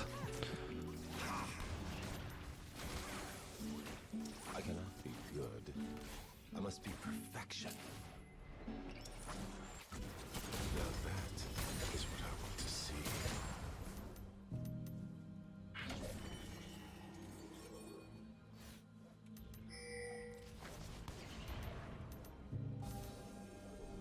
I wonder what they think when they see me.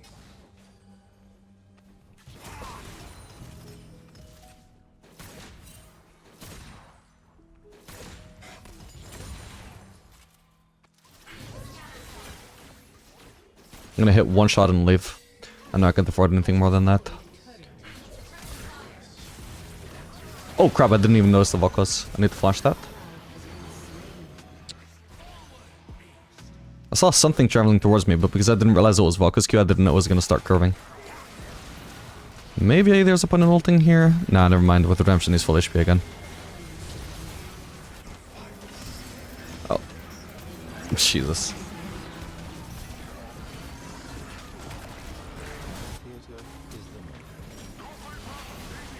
W hits pretty hard right now. think I have to just literally kill Daisy here. Can't afford to ignore it and walk forward to try and kill Ivan and then potentially get caught out by Daisy. Sometimes you just have to treat Daisy as if she's a champion, and if she's the first thing, like the only thing in your range, you may as well only hit Daisy.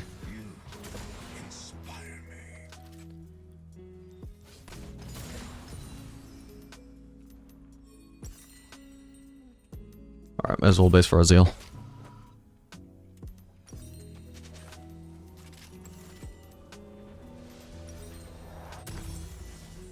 I must wait until the composition is perfect.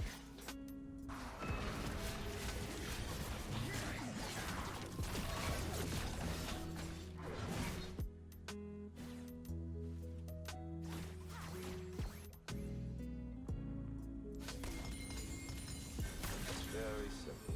When I shoot, they dance. Actually, that was risky of me.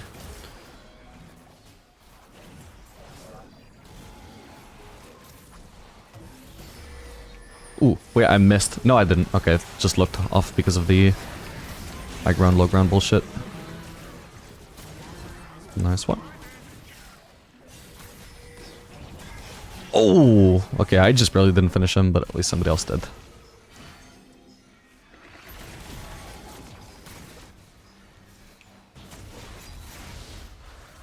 I do have ult to try and catch out this Teemo, actually. I removed this W passive with speed. Got, there we go. Your life had no value before.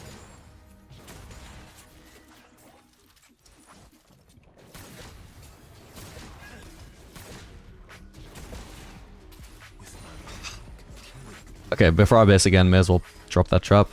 We should have also gone for that turret, but it's too late now. I do have this, right? Yeah, I do. Rapid fire? Where's the drama in that?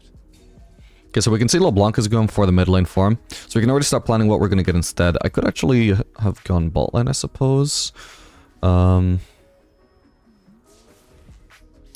don't want to be bot lane when Baron is up, but I reckon it probably won't be punished. Otherwise I would have gone for the wolves. I actually didn't even realize that wave wasn't even going to push, otherwise I probably would have already started walking. Unfortunately I can't get that wave, I can get the next one though. Probably should have placed both my traps, one in that corridor, one in the other one. Both having one in both would definitely keep me safe. There we go, at least we got one wave there. Getting interrupted. How can I be expected to work?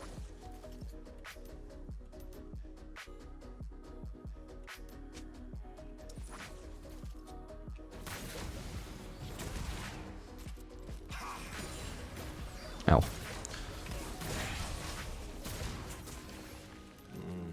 The ecstasy of killing. Dude, when do these shields run out? Is it permanent? Holy fuck. May as well keep my fourth shot up, because I'm not trying to DPS anybody here. Ideally, I want to poke, and so I want the fourth shot. Not gonna get a chance though, oh well. I'll keep the fourth shot up here though. We'll kill everything else with minions. Sorry, with Q.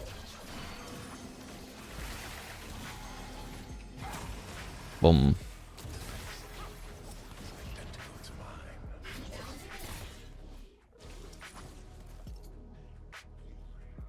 We can imagine there might be a fight mid soon. Ooh. No, I need to stay out of the Nautilus ult range. I don't know why I stepped back into it right after saying that. Damn it. My bad, my bad.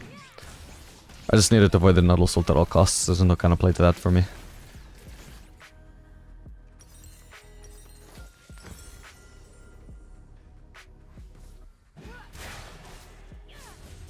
Yeah, I should be waiting for the Kai'Sa to ult. And then if she actually ults close enough that I can auto-attack her without getting into Nautilus range, then I can do that. There is no... I just can't auto-attack the Nautilus though. I can never get in that range. You can even see I realized my mistake and decided to cancel my auto-attack and start running, but it was too late. He realized I was in range and pulled off the R in time. That would have been so free onto Kai'Sa though. That would have been a Kai'Sa 1-for-1 if I didn't get ulted. So it was a huge mistake. Seems to possibly win the fight anyway, or at least went even. But yeah, that could have been an easy win if I played it right.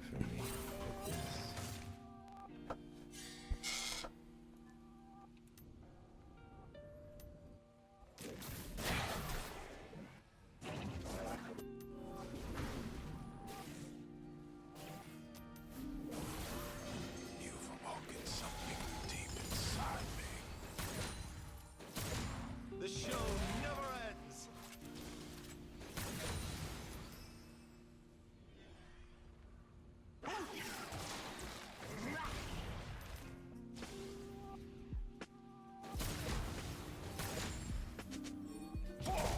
Might as well get rid of that 4th shot.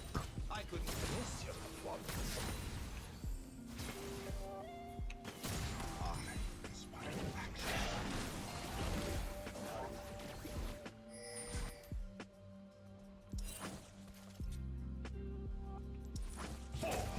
I'll get rid of it there because I don't want them to have that plant. If I get this outfit dirty, I'm going to be so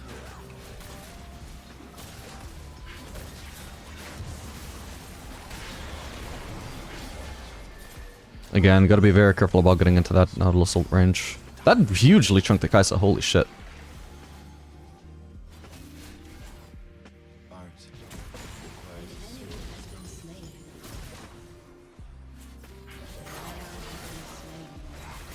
Easy W for me there because he's perma-slowed by the Ashe autos.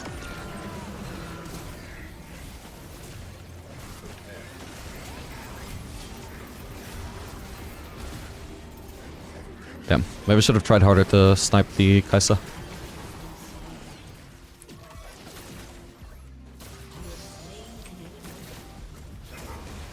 Q should finish him, perfect.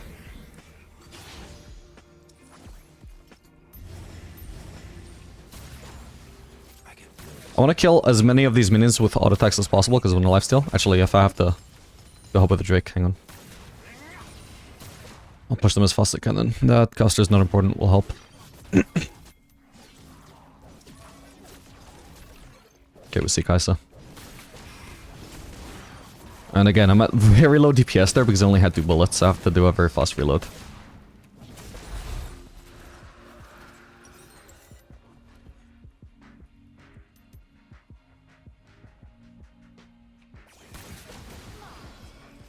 Jeez, that was a lot of damage. That was just 1 auto, wasn't it? I think she was full HP. through my work. Shall transcend. I have Bloodthirster, right? I do. Then time to base. Still doing a phenomenal job farming. Usually my farm on Jhin is pretty bad, especially if I don't have static shiv. Red is the primary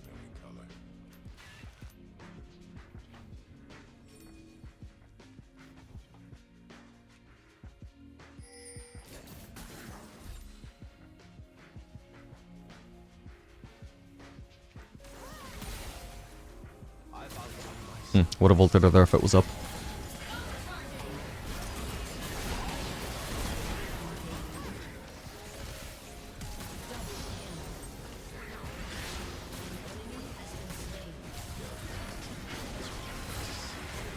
Nice one.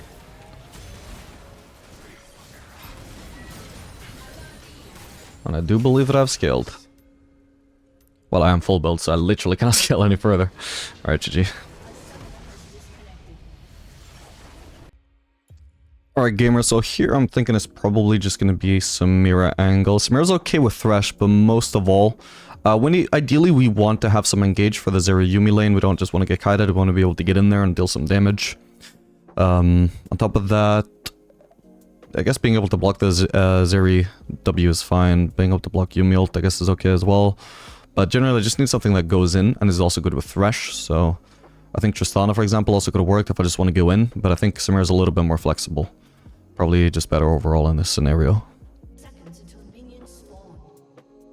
Alright, gamers, starting to game off and invade. We've already found someone. Actually, he might have died even if I didn't flash. Oh well.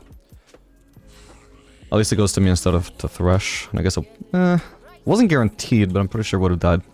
Didn't really look at his HP before I flashed through. Still not bad. Good use of my E, and we also have the potential to maybe just be able to engage a fight. Yeah, I guess I'll just pick up 3 potions, why not? And maybe just level 1 all in the enemy bot lane as well. Of course, we want to be headed into lane already. Those names mean little to me. I answer to myself.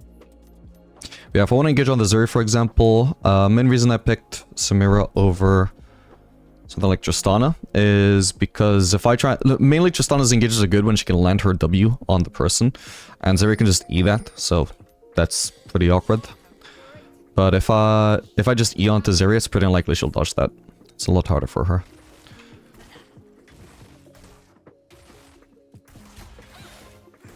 Okay, if we can find a lull in here. Dude, even without the Threshold, this is nuts. Okay, nice. Only need one eye to hit my mark. And I still have 2 potions. Obviously helped that I had a long set advantage there, but pretty nice. Not even... Thresh barely did anything there, and it was still an easy win. I imagine if he landed a hook. Which obviously no, that was no mistake of his, she just flashed it. Let's make this fun.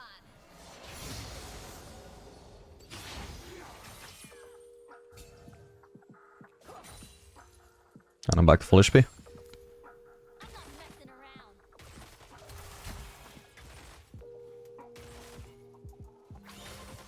Life's simple. Take the shot or lose the chance.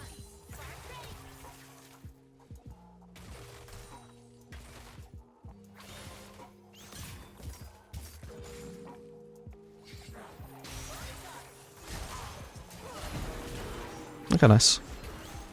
Shimmer can dodge that, I'm just too slowed. Maybe I could have just dashed back onto Zuri there, though.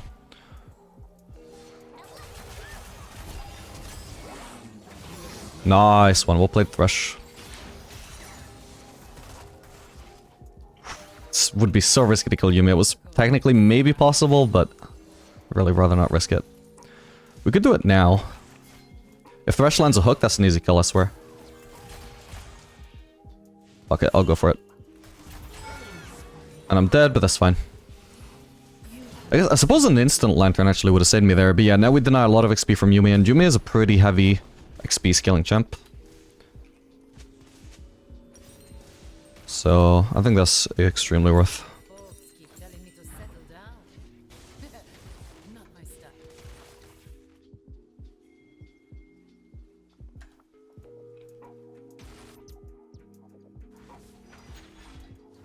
Because yeah, obviously Yuumi is one of the best scaling supports, and all that scaling comes from at least until level 9, her levels. As soon as she has her E maxed out, basically. I don't know how well she scales after that, but at least for lane phase, it's really nice to have her behind. They're lost.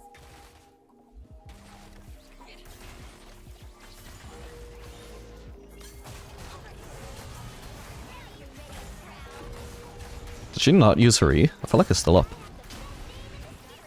Holy crap, it was. What? Why would she do that? I'm built to conquer. That's really BM trying to escape that scenario without your E, just to flex. Or to hold on to the cooldown, in which case it was greedy.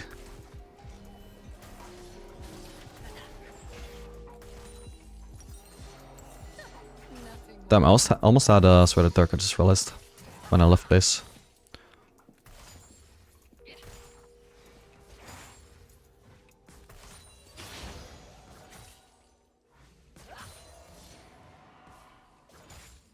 Yeah, so far this has been going exactly as I wanted it to. I've just been able to find those engages onto Zeri. Even if I wasn't following up a Thresh engage, I was still able to engage on her by myself. And she was much less suited for dealing with that compared to Tristana's very, like, easy to react to engages. Which are better against the mobile ADCs rather than against Zeri, I would say. Like, if they had, for example, Jinx Yuumi, I would say Tristana would be a much, not, like, necessarily better than Samira pick. Samira would still be fine. But compared to in this situation, she would be a lot better.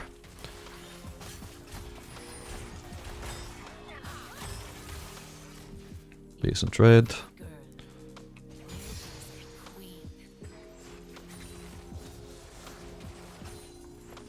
Mostly because I have the item lead, but that's why I go for it. I've actually very nearly got Collector. Holy shit, that kind of really wanted me to eat that. Oh my god. Should be body blocking for me in case there's another leak queue soon. Okay, there's a bank there. Let's clear that.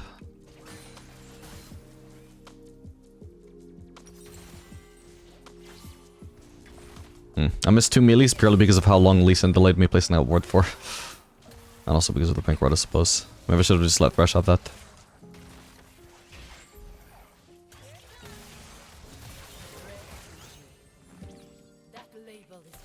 Alright, I didn't really keep track of whether there was a cannon wave there. I don't think there was. Nah, so... if that wasn't a cannon wave and this isn't a cannon wave, then the next wave is a cannon wave, so we want a base here. Because I have that collector, I want a base on that. This could be good actually. Oh, he fucked that up. Ah, whatever, I'm wasting my time here if he didn't actually. If he fumbled the engage, there's nothing to do there. Yeah, this is indeed a cannon wave. Remember, every 3 waves is a cannon wave. Now we can assume Zeri probably can't shove this in time. Dude, every single goddamn base is 250 gold. I swear to goddamn god. Swear to goddamn god, man. Every time I'm playing a champion that doesn't want dagger because they don't go berserkers. Yeah, this is a good Tabby's game. It's good against Nasus, good against Lee Sin, good against Zeri. Nice, and because there's a cannon wave, we have the chance to actually make that freeze happen. Virtues? I've got a few. Vices? A few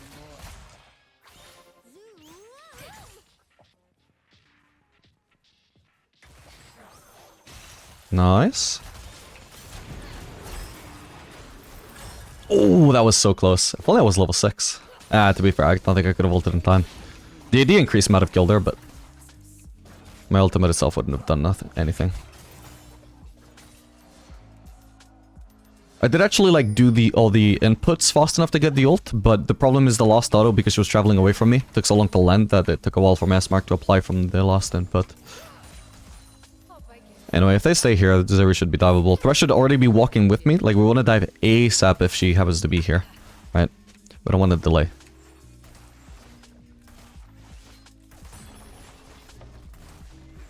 Yeah, we can go for this. Screw this wave, we can ignore it for now.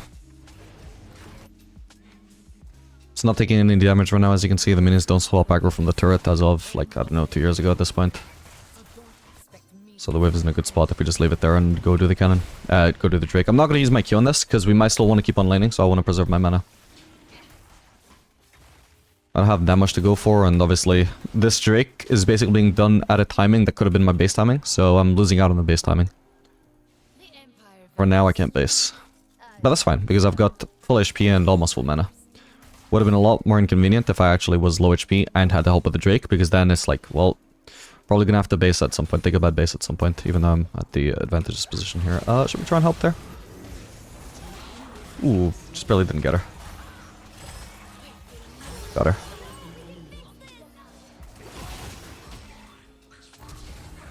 Oh! Beautiful. Well played, Thresh. Missed out on the wave, sadly, but well worth it. Yeah, it's all dead at this point. No worries, though.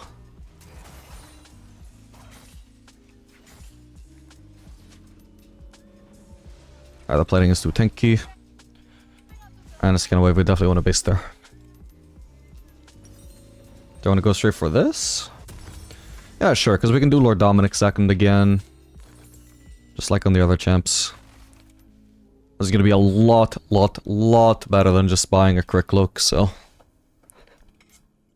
we can go for the... basically, we've got 2 different windows where we're going to be stronger as a result of going Lord Dominic's instead of Infinity Edge. Right now, with the double longsword, we're a lot stronger than if we went for a crit cloak, so that's really nice for continuing to try and snowball. Then later on, once we complete the Lord Dominic's at a point where we couldn't have also completed Infinity Edge, which is not guaranteed to happen, but if it happens, which is likely to happen, then we're also stronger at that stage for having a completed item instead of just components. And there's also the chance that if on future bases we couldn't have actually got anything useful from the Infinity Edge components, then once again that's also a stage of the game where we are stronger for choosing to go Lord Dominic second.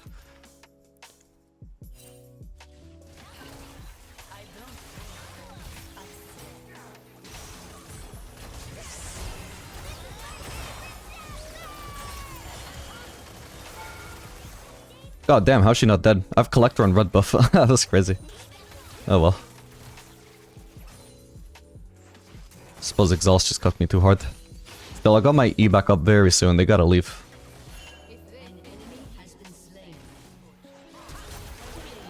Exactly. Nice one.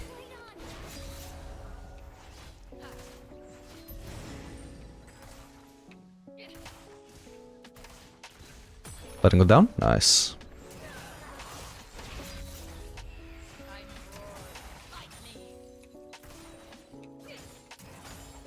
Okay, I think that plating tower probably doesn't go down. I mean, actually, we do have 6 scrubs. I suppose it does.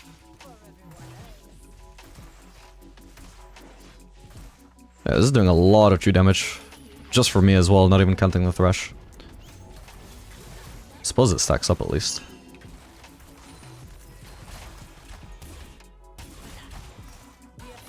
Oh, hello. Can I grab it? No, I can't. God damn it. Was that exhaust again? Or maybe they didn't use it the previous time. Let me check. Not like I was expected to kill them anyway this time with Lee Sin right there. Damn. Oh, this is so much better as a base. Yeah, they did exhaust me actually. Huh, I thought the reason we didn't kill Zero in the previous dive was exhaust.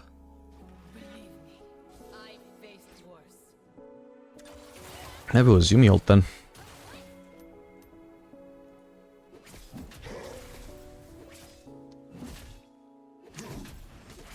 Actually, speaking of which, should I go anti-heal here? It's really good against Nasus. It's okay against Lee Sin, good against Yumi. I think I should actually. Huh.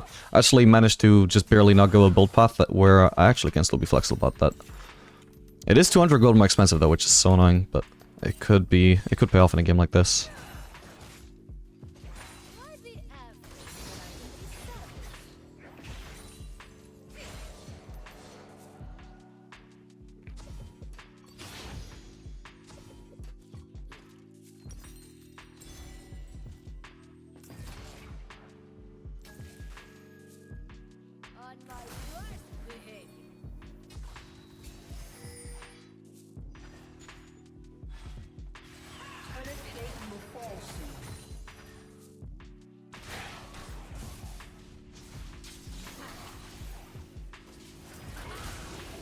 Ooh. He's fine, right? Yeah. And we got a plating there.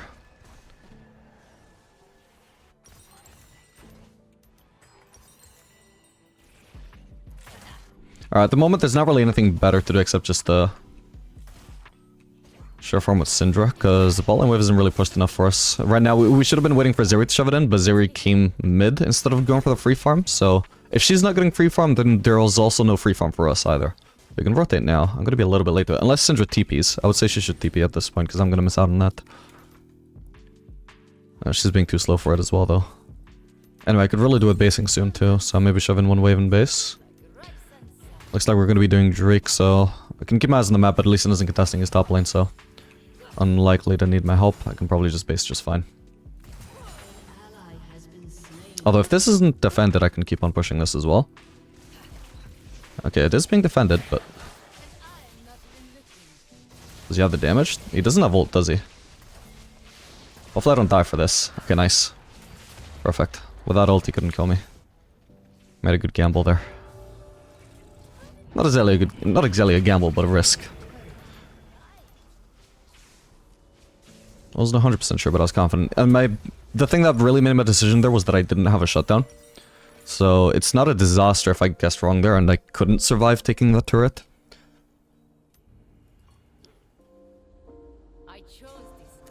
Nice, and I didn't even miss out on the farm. Thank you, Thresh.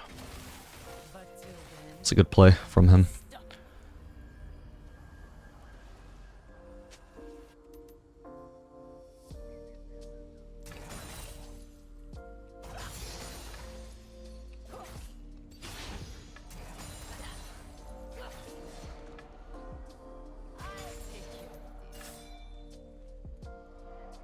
Yeah, we should be aiming to get that Herald soon. We'll get a window to get in now.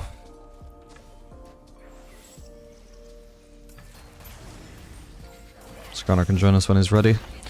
Might have to finish it by himself because I don't want to give up 6 CS for free. Although if they're not shoving this in, it's kind of annoying. Is it still worth for me? It's only 6. There's only going to be 3 CS left, to be honest. So I won't bother. Okay, we got it. There's still 3 CS left. If they had actually shoved it in, there would have been 6 CS for me at a decent timing, but they waited so long that they missed out on the same farm that I missed out on. Like, if the enemies don't farm, it also actually kind of makes it harder for you to farm as well. Like, if I shove in a bot lane wave, and then it never gets shoved back in, well, I can't go bot, can I? Because it's just shoved.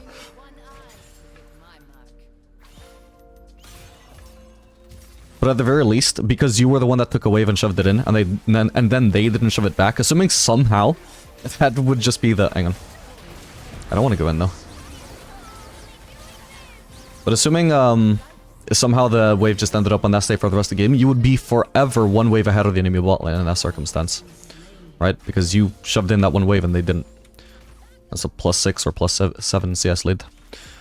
Okay, we're not gonna play around top side for sure. But maybe there's something to be done here.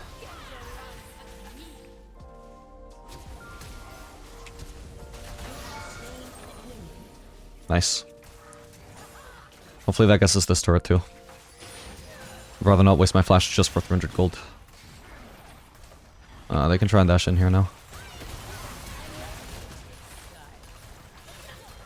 Holy shit, I'm doing no damage right now.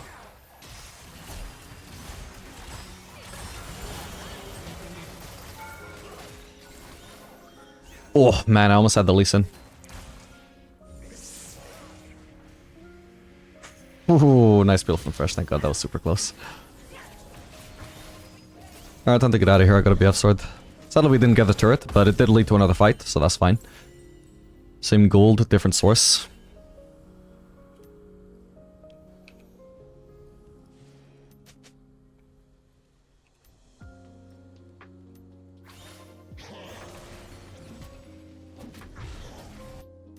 My folks keep telling me to settle down. Not my style.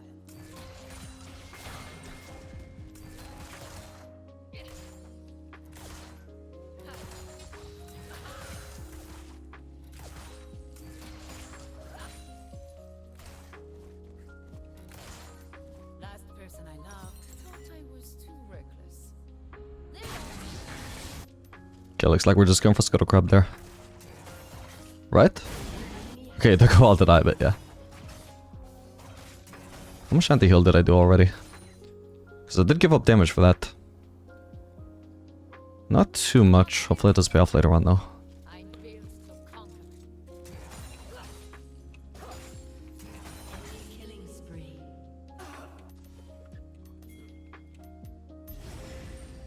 Makes much more sense to just go for the turret that's already here instead of walking across half the map to try and defend the turret.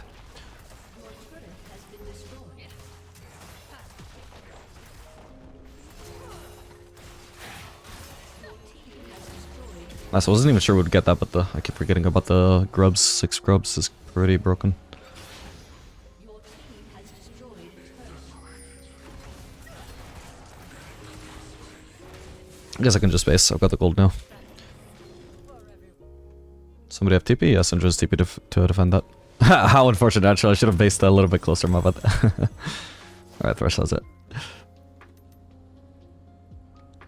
I want to go for the mid lane farm anyway, so sure, Kill can have that red buff.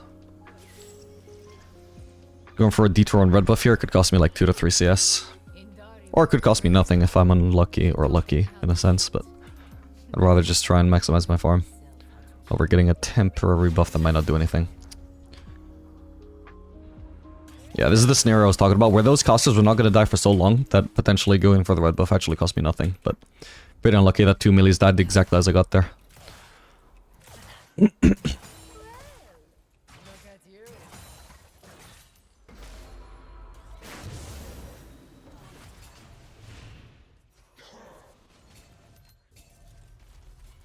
I don't have vision here, we can try and make a play.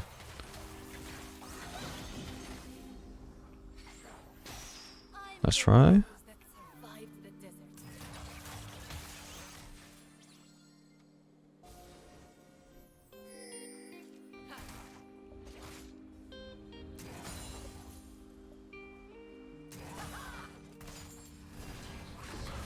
Oh shit.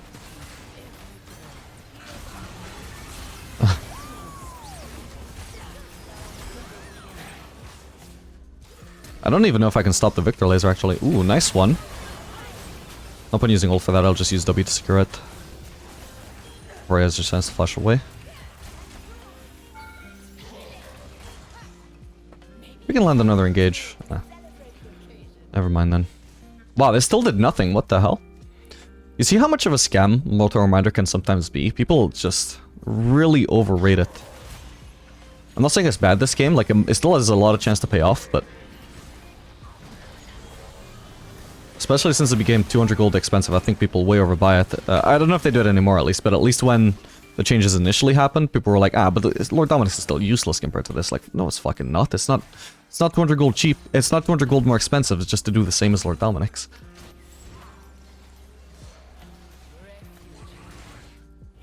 And have less armor pen.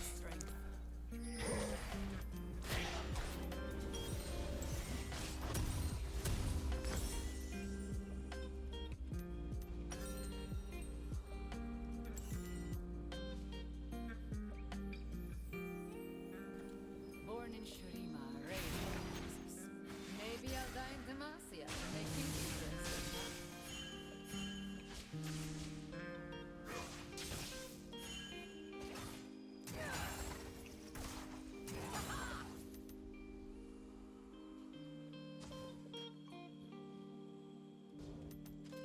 Some choose steel, others dance. Why not both?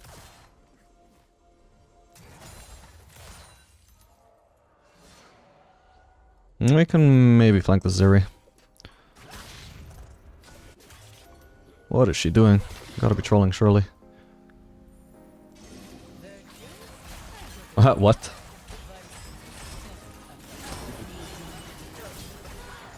Nice.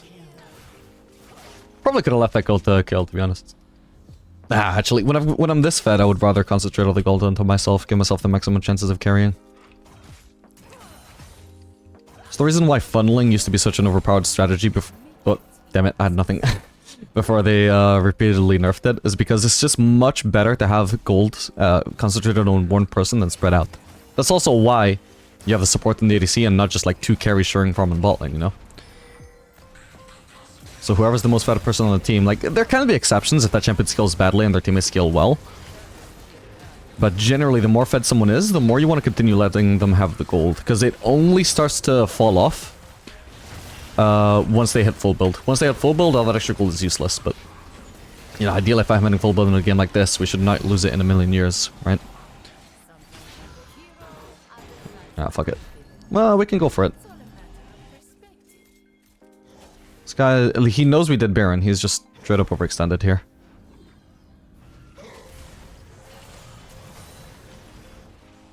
Is he gonna try and TP? Doubt it. He should know we have way too much CC for him to bother trying.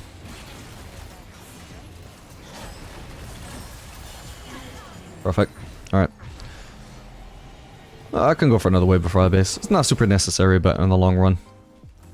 Even then, I mean, it's pretty late into the game, to be honest. It probably makes no difference. I could keep on pushing, though, if there's nobody bot side. Top side, I mean. If they're all bot side is what I meant to say. We know at least 3 people are mid and bot side. Don't know where the Lee Sin is. Could be anywhere. Ow. Okay, should be able to get this turret. If I'm unlucky, Lee Sin pops up at the same time as Zeri Yumi come for me. Nope, he's bot side. Perfect. As I was hoping. And it really would have been unlucky if he was here, because after using that vision plant, I just have to assume he's not bot side. Top side, I mean. But sometimes they can still pop up anyway. Like, you use the vision plant here, as they happen to be right here, and they pop up exactly as your vision disappears. You know, sometimes it's just unlucky like that.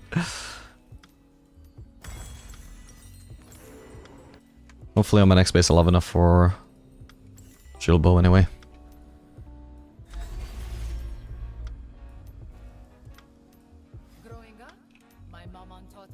I guess staying paid off. I got much better components this way.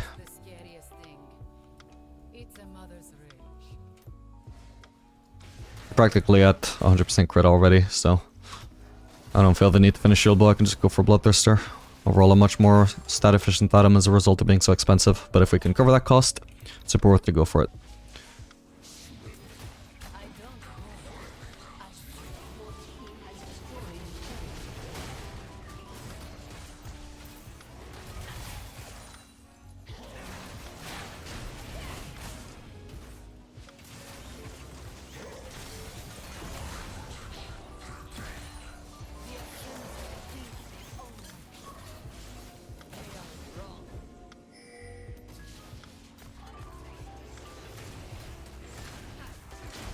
Ooh, how much anti-heal have we done? Yeah, I did a lot against that Nessus in the top lane fight, I was pretty sure.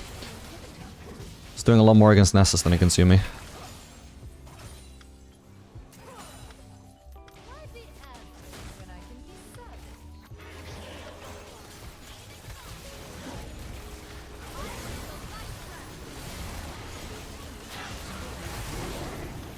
He keeps being CC'd out of my queue. Oh. Oh, why the kill ult?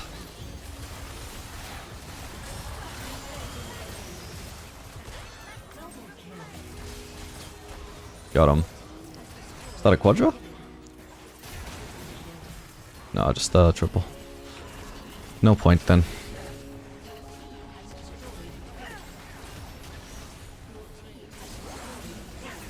Ah, just barely couldn't land my passive on him. I miss when Samira's passive range was absurd. I mean, I don't miss playing against it, but...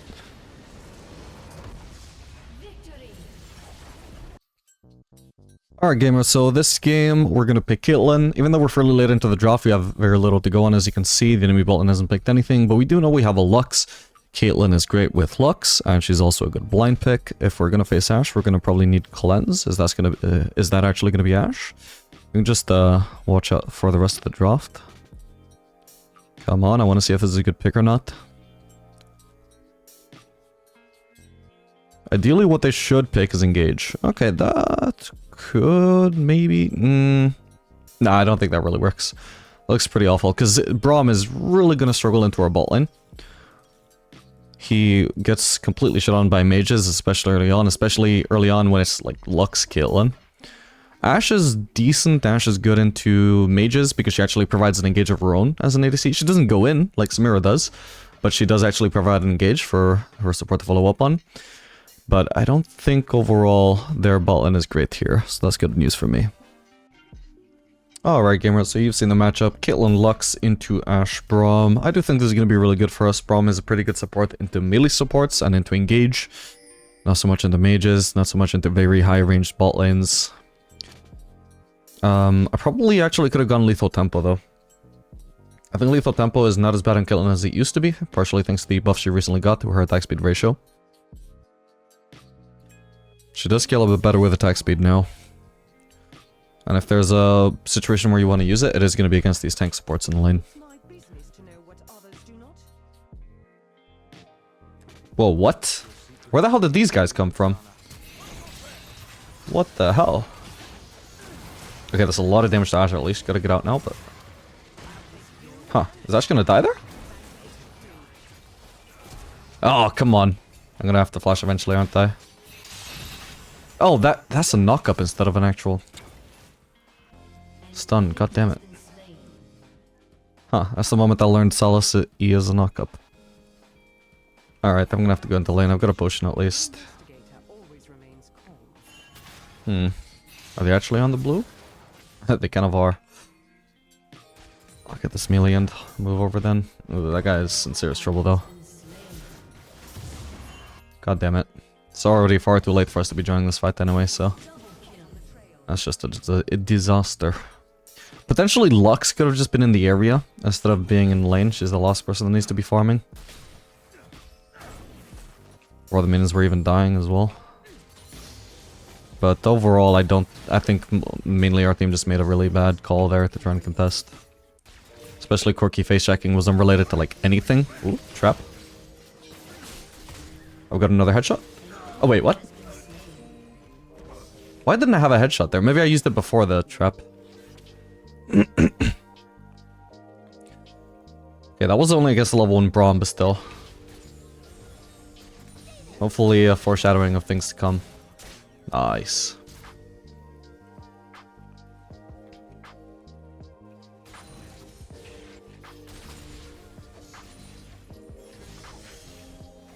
Yeah, ideally I think against Caitlyn Lux you want some engage. Sustain doesn't really help because not only do we have really good poke, for which you might say, oh, then sustain is really good. Not really, because we also just one-shot your ass if we hit you with a binding. So what you need is some sort of threat. So if somebody gets hit by Lux Q, then you don't just roll over and die, you just engage back and try and kill them. Or potentially Lux can't even try and get an angle to land a Q because she's so afraid of being engaged on. Ow.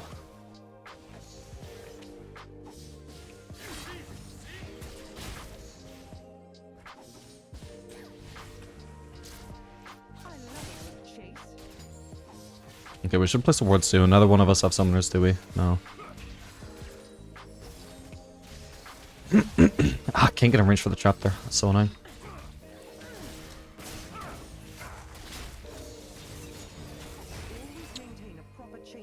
Only I didn't get blocked.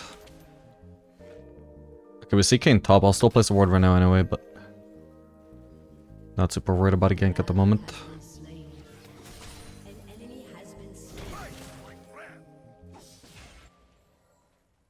The law bends for no one.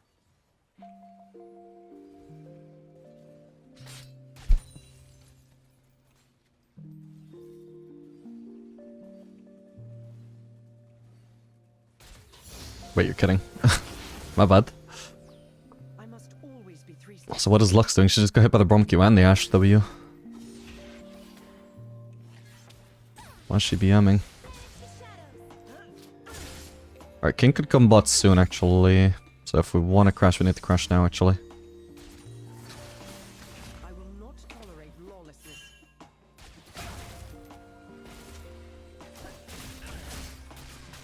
I could have waited for the bomb planning to time out actually, my bad.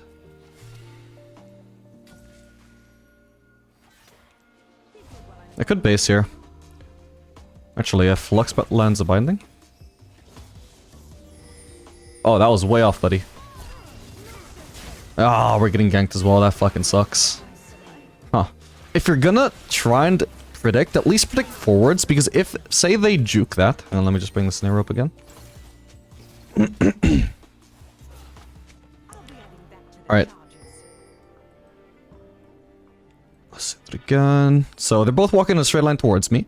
If Lux throws Q in a straight line towards them, and they predict it, or they just react and juke it and have to walk backwards, that saves me. If they have to walk backwards to dodge this Lux Q, they can no longer engage on me, right?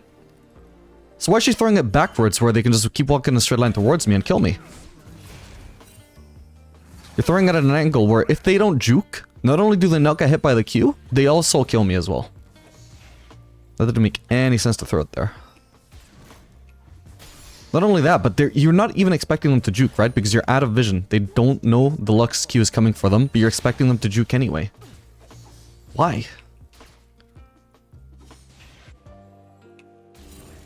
As expected.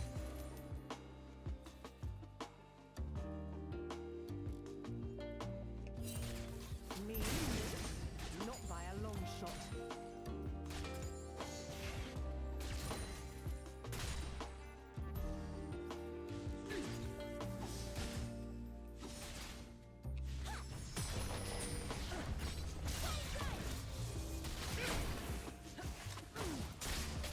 Really good damage. Nice one. Ow, ow, ow. God damn it, that's a lot of damage to take for free. Oh, and even the Brom Q. My bad. Minion between me and Brom.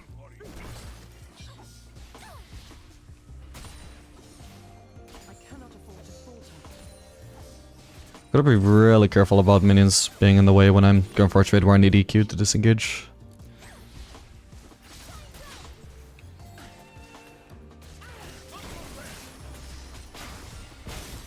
Sadly, I can't follow up with the trap, but I'll follow up with an auto for now. Still really good. So you can see the lane is really tough for them. They needed a jungle gank just to be only 30 CS down. It's a shame that Luxel didn't land, otherwise my ult would kill Ashe now. Alright, we should place a ward. I just ult dash for the record. Oh, what the hell? Braum is still here? I was gonna say before Braum gets back so he can block it. Because I want to make sure I get the damage off on Ashe, right? Make sure she can't safely form under turret. I'm pretty sure she must be basing now. What the? They are both so greedy. But why didn't Braum base if he wasn't going to be in XP range anyway? Didn't make any sense. Alright, she's dead. Awesome. Nothing for me, but that's fine. Lux gets a kill. She gets ahead. She's a mage. She scales well with gold. And we deny a lot of farm from Ashe. I mean, she was going to lose all that anyway, but obviously the gold is always a nice bonus.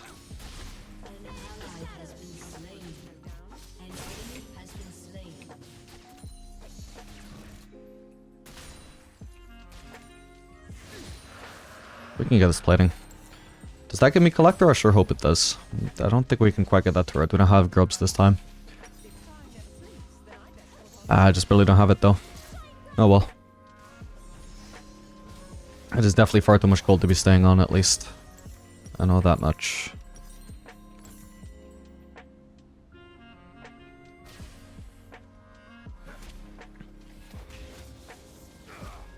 I am not built over dawn. I respect people. No one else. Damn. Oh, we have a Morgana top. What the hell? I never noticed that.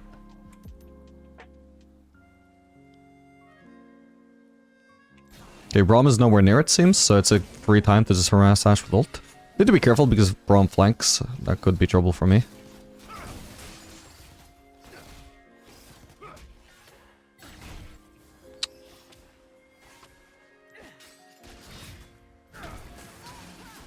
An enemy has been slain. An ally has been slain.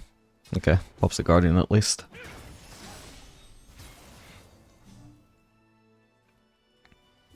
Crime is common. So we can just slow push for now. Which means stop hitting the minions for no reason. We don't need to crash yet. We can stack up a really big wave and make it really risky for Ashe to go for the last hits. Because if all of the minions on her turret are all casters, she has to be more overextended, right? Than if half the wave is melees.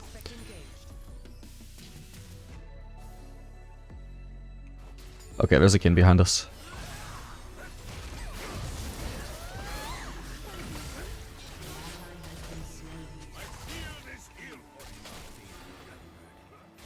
I do love a good mystery.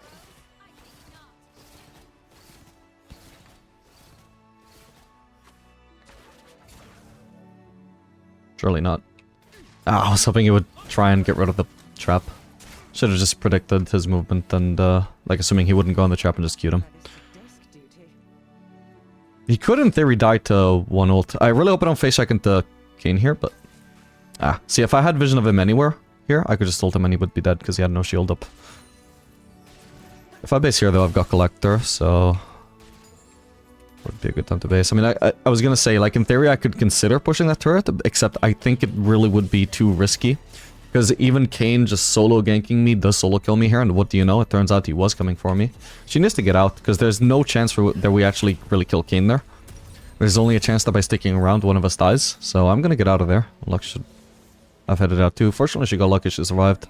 If we got hit by Kayn W, she was probably dead. Never start an investigation without first examining the evidence.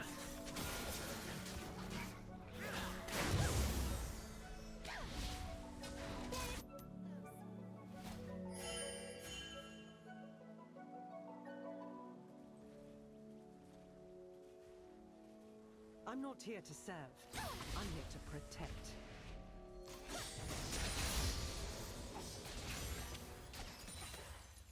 Okay, we see Kayn top side. We know Braum is in range to block the ult from Ashe, so we just get the free damage while we can. That is only bad to do in lane if they actually have the sustain to heal it up. So the only thing that I'm actually depleting with my ult is their mana bar. That would not be worth. But removing their HP as harass with my ultimate is really good. Particularly the ADC, not so much the Braum. So if Braum is in a position to block it, even if it's not with a shield, I still don't use it. Ah, goddammit, my bad. No!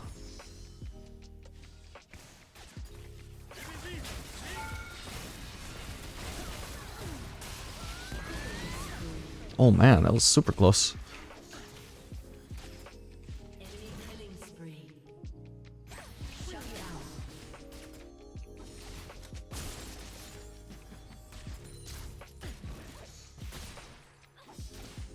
Kayn still top side. It's too late to deny CS here, really. No, we can't. Like, this cannon just tanks up the whole turret. There's no point delaying, shoving in the next wave. Securing the perimeter.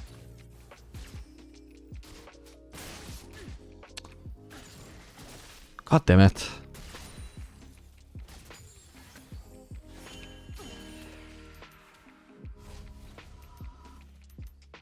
Turret plating will soon fall. Yeah, in the end, we come out of lane phase with 40 CS lead. Would be just deathless as well if not for the king gank. Whoa. Okay, we're fine. Looks like no matter which item I want to go, it's gonna have to be a quick cloak base anyway, sadly. I always aim to win, and my aim is perfect. So potentially we can still do Lord Dominic's or we can do Infinity Edge. If I can afford Infinity Edge, I will do Infinity Edge. At least on auto attacks, the DPS is just higher. I suppose Lord Dominic's would do more ability damage though. No stone left unturned. Your turret has been destroyed. Okay, no problem in the brush. No problem able to block for Ash again, so... Ooh. Only that landed as well. Not that it would have killed her, but she would have just straight up at the base.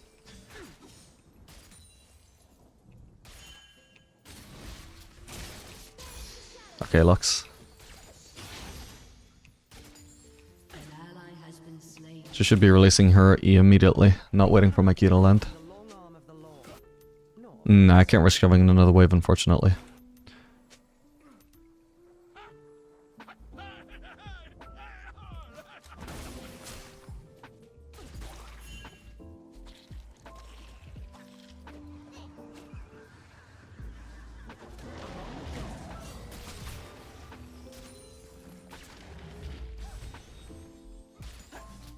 Wait. Okay, thank god I crit it. I'm actually gonna save my headshot. It's not as important getting the last hit as using it on a champion is. Nice. Probably was overkill either way, but you never know. Could've got me a kill. It's one thing if it was a cannon, maybe even a melee, but casters are just the least valuable minions. I don't want to waste a headshot on it when we're about to get into a fight. Oh, crap. Didn't think I was in turret range when I hit the auto. It's Edge of Night Cane. Lovely.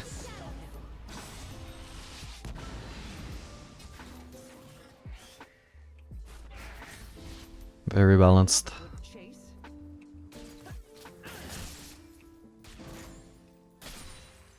Your team has destroyed a turret.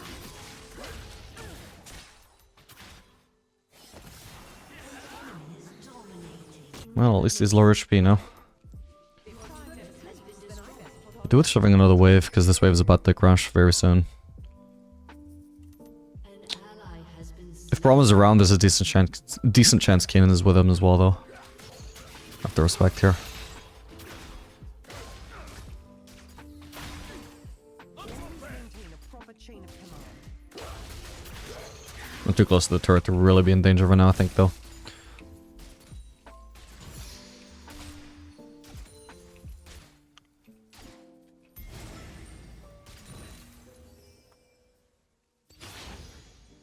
The law bends for no one. And if I can just finally crash on this wave, then I can base for a BF sword.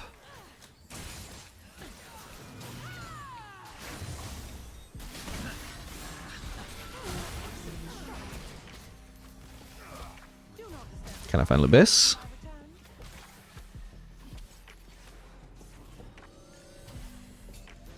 Can indeed. It's a bit later than I would have preferred because of that skirmish, but hopefully I don't miss any farm anyway. I'm going to spam ping that I'm on the way, and then I'm going to ping away as well. So hopefully Lux gets the idea, which is I'm on the way, don't start farming mid just because there's not currently anybody mid. I think she got the message too. Well. It's only 3 CS. What's 3 CS to a chance at harassing the enemy ADC, am I right? No matter the situation, a good investigator always remains calm. I'm just gonna shove a midway first before anything. We don't have our whole team here yet anyway. An enemy has been slain.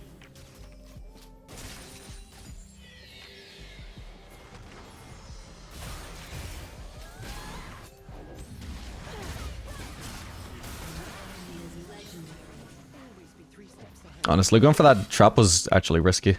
There's no point in it. Okay, she's barrier. Nice, put it out the barrier. Or the shield at least. Nice one.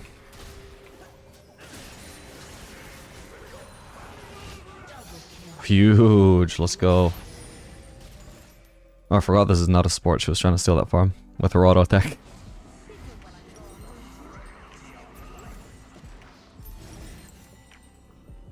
Nah, I don't really have time to base before the Drake, really. I'll try and lifesteal off this wave.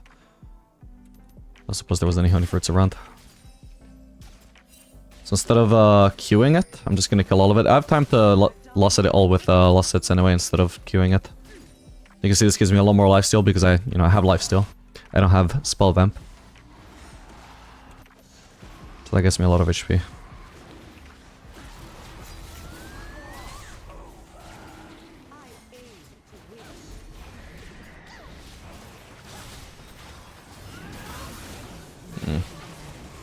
Ooh.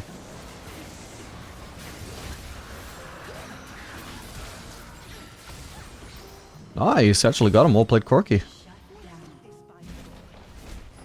Oh, they used Herald in the meantime, though.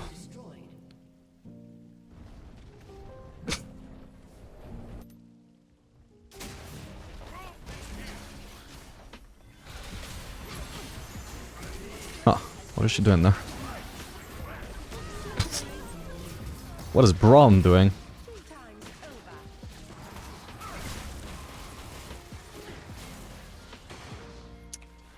Is it worth flashing for the Braum? Probably not. Oh, we get him anyway. Awesome. Little patience never hurt anyone. But even if we couldn't have caught Braum except with my flash, honestly, it's just not worth it. If it was even worth 300 gold, possibly, but the later I get into the game, the less and less worth it is to be flashing for just a small bag of gold. 267 gold, not even 300. Like, at least if it's a carry, you're taking them off the map and they can't farm for, like, say, the next 30 seconds, right? So there's an advantage to that besides just getting 300 gold. And you also, because they're taken off the map, they also can't fight as well. But if it's just a support and they don't really get hurt by being off the map, besides not being able to participate in anything, I just don't think that's worth flashing to kill them. Not at 21 minutes into the game. Would be another matter in lane where I'm still trying to snowball.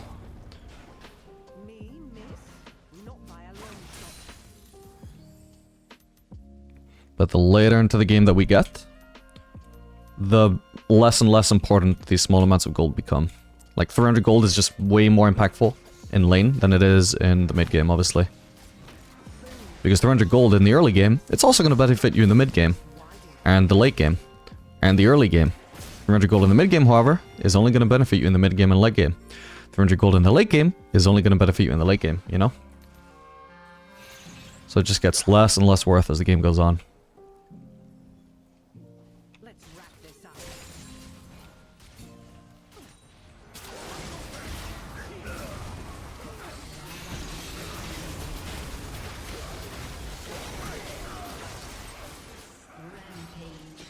Holy shit, she didn't get hit by the trap. She should be dead though. Nice. I don't know if Kane can come for me, but I'll run just in case, I think. Ooh, Morgana, you just needed to run away. Okay, I can probably get out of here. I cannot afford to falter.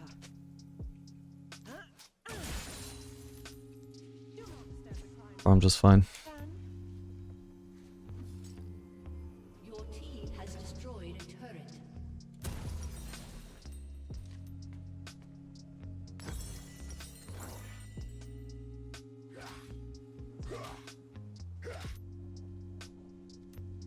One must never start an investigation without first Could I have considered actually anti-heal? Yeah, not really worth it just against the Salas in my opinion.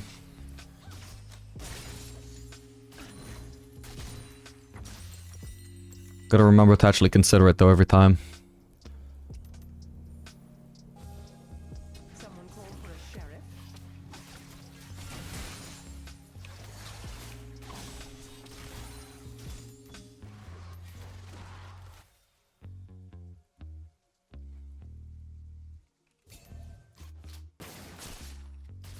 Stay out of my way. Okay, I can't finish the last one, but that's fine.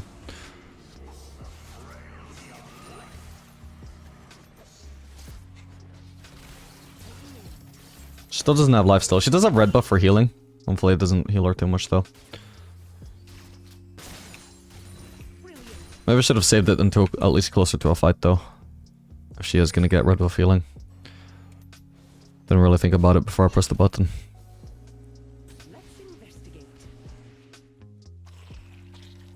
Okay, I'm gonna ping these guys away because for now we definitely don't want to fight. We'll just shove in a mid wave. After shoving the mid wave though, I can't really push that turret. It's just too risky that I get collapsed on. I have to try and help someone. Or defend top. Yeah, I think defending top is gonna be what we have to do here.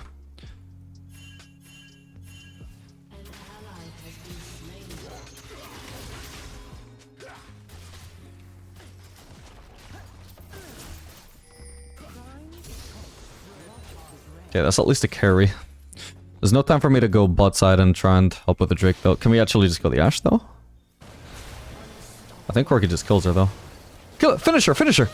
Oh man. Arkoths will get the farm. I do love a good mystery. An enemy has been slain.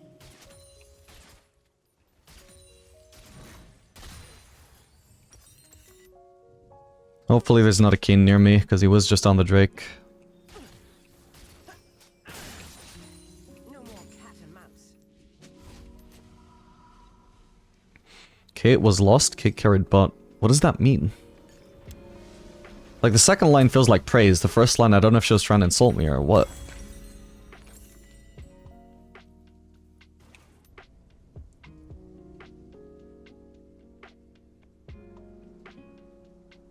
Like, they feel like contradicting messages. Duty.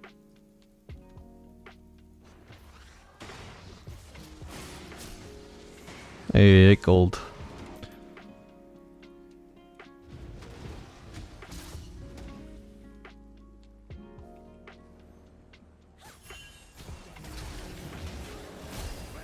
Okay, she barriered? What? Okay, I had the cleanse if I got hit by that Ashe ult.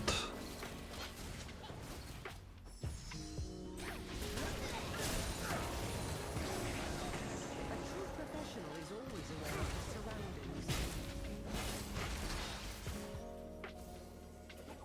We got Morgana in a flank position, which feels like an awful idea.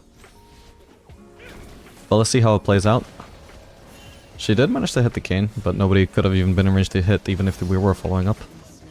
So I think most likely she was trolling, because it didn't really make sense to go for that. Somebody should pick up the red buff.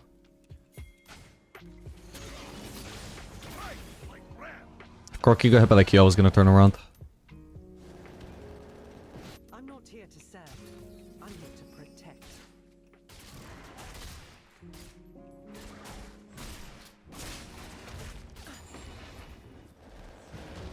Oh boy.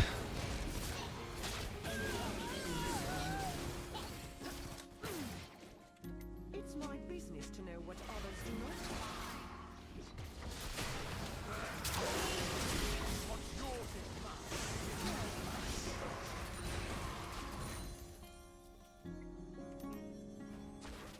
Oh, why did I go longside actually?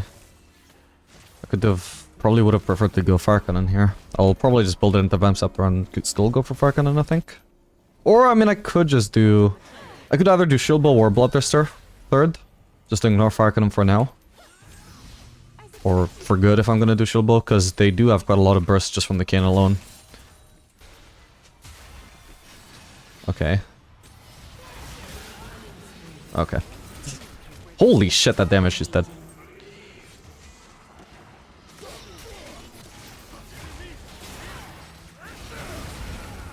No. Yes, the red buff killed him or something. Could have been worse. Nice.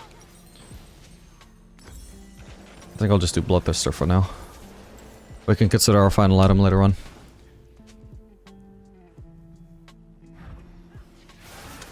Phantom Dancer wouldn't be the worst, actually.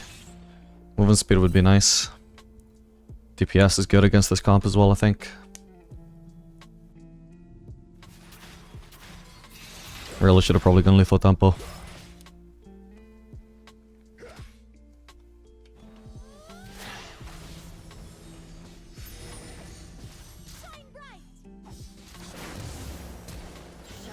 Nice. Huge shutdown for the Corki. It seems like he's skilled to be really strong as well, and he's going to continue, hopefully getting stronger. So that's really important. Holy shit. He solo kills Braum here, I swear to god. Braum is being greedy.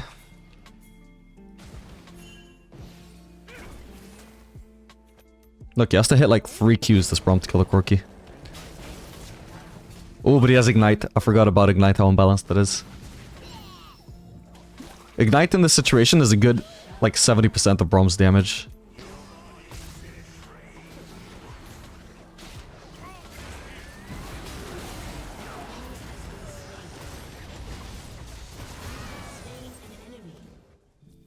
An easy call out.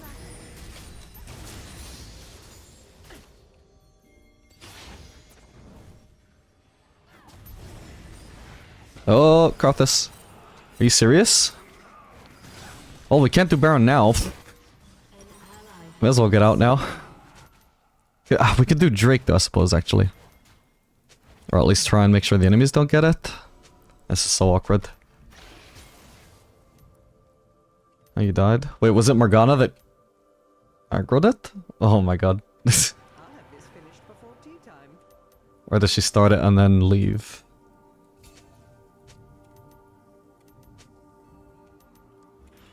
Well, this blows.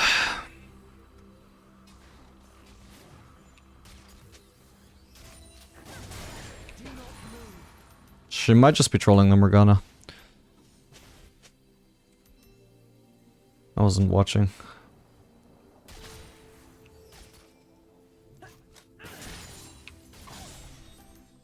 I just know she's been playing bad thus far.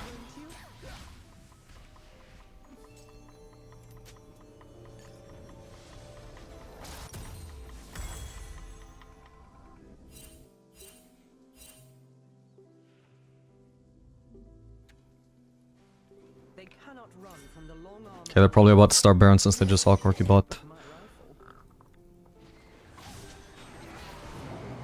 Okay, they're not all on it though. Should hopefully be Braum dead. Still on the Baron, aren't they? They are. There's no way he gets that off. You have slain an enemy. Okay, they left it.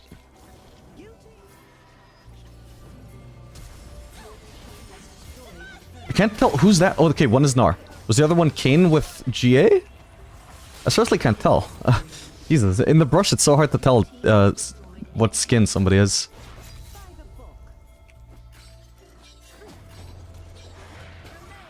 Holy shit.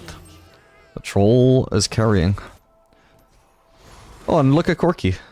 You should have kept on pushing. What are you doing, bro? What was he leaving for? Can't push anymore now, but... I don't even know why he's TPing. We don't need you, buddy. Oh my god, this macro. Like, being bought in the first place when they could do Baron was not good, but a forgivable move. Something I could do. I think anybody could make that mistake almost, but... Like, aside from the rest of it, like, what the fuck? Like, at least he pushed when he should have pushed. At least he didn't start trying to rotate to the Baron way too late, you know? It could have been worse. He did at least get an inhib for free. But my god, just why aren't you continuing to push? I feel like that should be really obvious.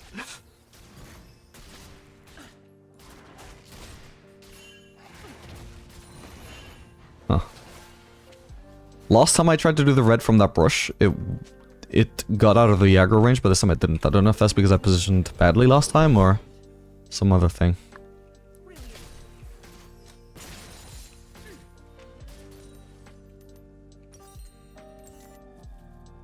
Yeah, I'm gonna do Phantom Lancer. I think the DPS is gonna be nuts against Braum and Gnar in particular.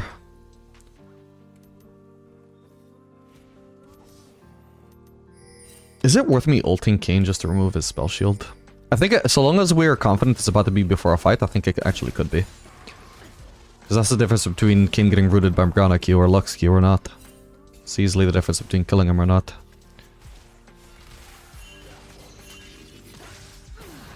Should have gone for his spell shield there as well. Instead of trying to aim for the Braum. With my Q. Oh, come on, I was about to cancel this base with my ult. Remember, if we got cleanse, if I get hit by an Ash ult or something there, It's not the end of the world. I will not tolerate lawlessness.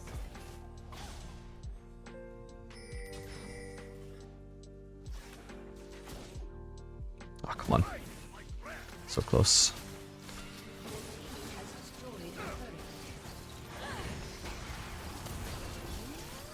No way.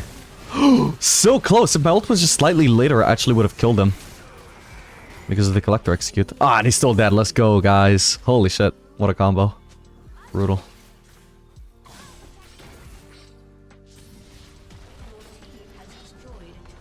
Can use some traps. It's about they're all gonna like regen anyway, just as long as I don't use all of them. Already got one back up, and then I'm gonna have a second one. And then I've just got 2 free traps out on the map. Actually, that's a good point. I don't spam Caitlyn's traps enough late game. Even though you have 5 charges, you can have way more than 5 traps out late game. Did I mess up that trap? I feel like I did. Yeah, I did. I should have just rid of that, my bad. Alright. Okay, awesome. GG.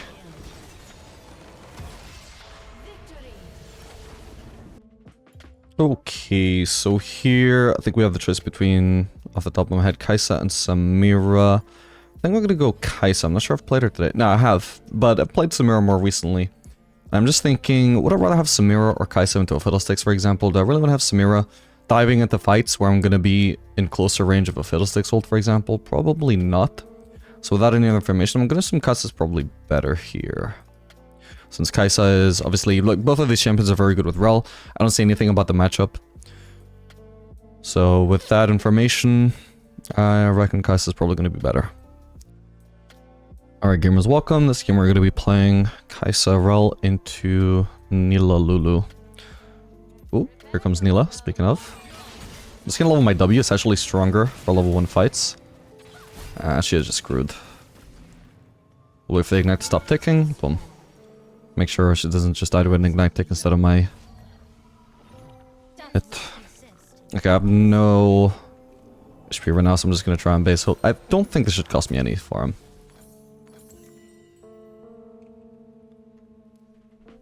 Yeah, I think the burst advantage of going W over Q there was probably a big reason why I was able to kill Nila there. So let's see, how much did that do? 116 just by itself, goddamn. And then also proc on my passive sooner as well. Maybe someday they will come to accept me. For now, they will not. Okay, yeah, we don't actually miss anything here, so pacing was perfect. That's just gonna be awkward laning with W. It's not useless, but Q would certainly have been better, so I can shove faster especially, but... Okay, it doesn't seem like they're actually trying to match this push for some reason. At least Lulu isn't. We're gonna beat them to level 2 even though we have a melee support, which is not how this is supposed to go. Well, not Layla. Not a Nila lane, I suppose. Maybe I should have been more patient with that.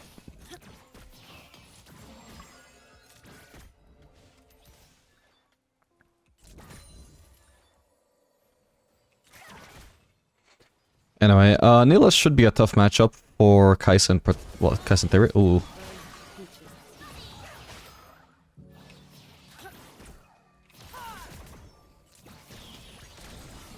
Okay, that's a good trade. I'm glad I went for that. As long as I get to land the W and the 5th shot, then that is a really good use of my time. I meant to use a potion there that didn't go off for some reason. Also tried to use my cookie and it didn't go off. What the hell happened there? Weird. I mean, the cookie I can tell what happened actually. Obviously because I've got the longsword early, it's in a different slot than I expected, so that didn't go off. But well, I have no idea why the potion didn't go off though. That was definitely in the right slot.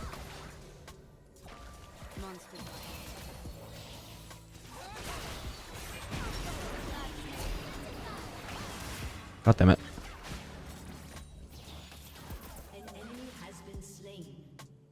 We're gonna have to path around here. Yeah, we're a fairly short range ADC. And we're really reliant on our autos to park our passive, so that's not a good combination against Nila. Who shits on low ranged. There we go. Can't quite finish her though, sadly. Yeah, Nila shits on low ranged champions, particularly melees, so us having a Rel, for example, not ideal. I think Rel is even auto-attack reliant in the sense that she has that one ability that's a flip, which I think is an auto-attack. So I imagine her W probably blocks that as well. But obviously with the advantage we got from the level 1, it's been a much easier lane than it should have been. And also, the advantage really only kicks in at... Ooh. Holy shit, I got blocked there.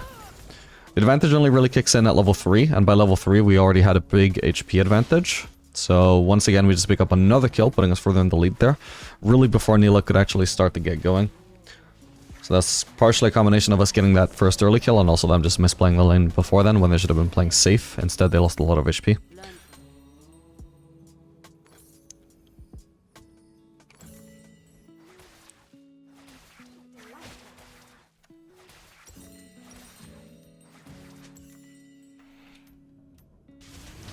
So hopefully we'll actually have an easy time here. Look closely, and your prey will show you how to kill it.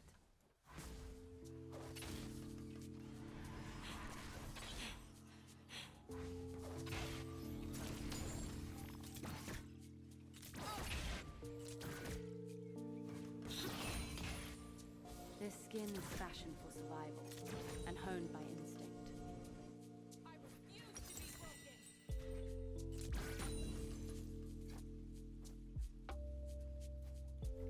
Yeah, in hindsight, I think I made a very good choice in going Kai'Sa.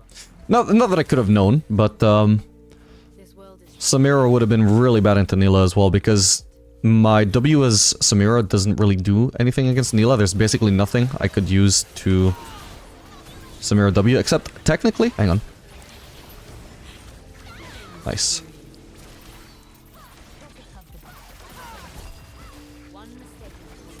Didn't even need to use the cookie. Perfect. Yeah, technically I could actually Samira W, Lulu W, and that would prevent me getting polymorphed, because believe it or not, the Lulu W is actually a projectile. You just barely see it, but it is there, so if you can predict it, you can block it. But aside from that, we'd be basically playing an ADC incentivized to go in melee range against an actual melee range ADC who actually shits on melees, right? So that would have not been great. That's pure hindsight, obviously, because I didn't know they were going to pick Nilah, but I'm just a bit lucky that I ended up not choosing Samira.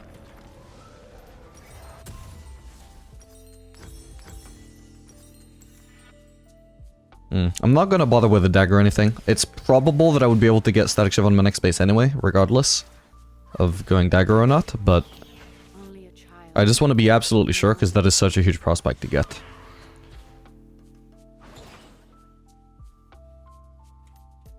And I won't want to delay my base as a result.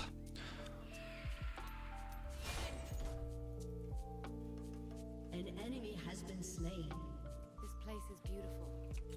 I'm going to save it. Yeah, also a big thing that we got going for us here is that despite Nilah being good against both Kai'Sa and the Rel, at the very least, we do have tremendous synergy with Kai'Sa and Rel. Which is also, like, Lulu is also just weak to engage. She's not amazing into engage. So the fact that we have an engaged lane that has tremendous synergy together, that is also something really big that we have going for us in this lane. Because otherwise, it's possible that if we had less factors going for us, then even with the kind of lead that we've had, potentially we could still lose fights. I mean, last fight I actually got pretty low against Nilah, didn't I? And I don't think I took a turret shot. Obviously, I only kept the fight going because I knew that I would kill her. And I knew that I didn't actually have a chance of dying. But, you know, potentially it could have been somewhat losable. If I was playing with a support that I had much less energy with, and which didn't counter the win condition of Lulu, this could actually be a different matchup even with those two early kills. Anyway, I already have the Static Shiv. I'm just going to start crashing, especially because the next wave should be a cannon wave. So this is the time that I have to base. I got distracted with that explanation, so I wasn't thinking about my base timings before, but I do want to base as soon as possible. Now that I got enough gold for a Static Shiv. They can run, but they can't hide. And in hindsight, yeah, I could have got the dagger and I would have had the Static Shiv anyway, but like I said, I really don't want to take risks there.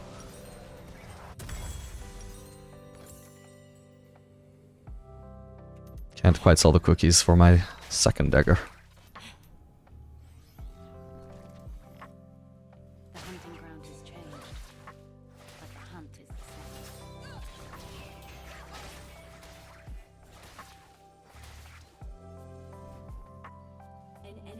been slain.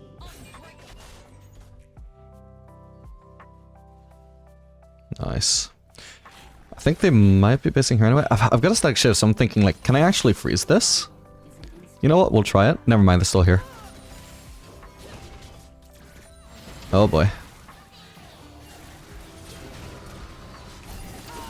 Holy shit, that is crazy. Nila didn't get a chance to try and ult away.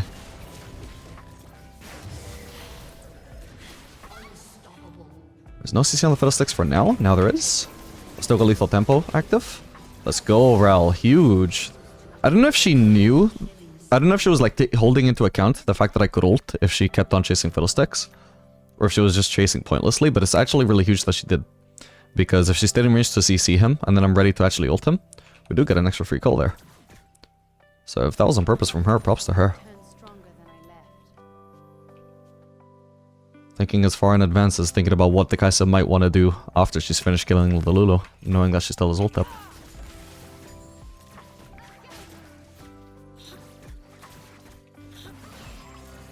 Fear the void stings.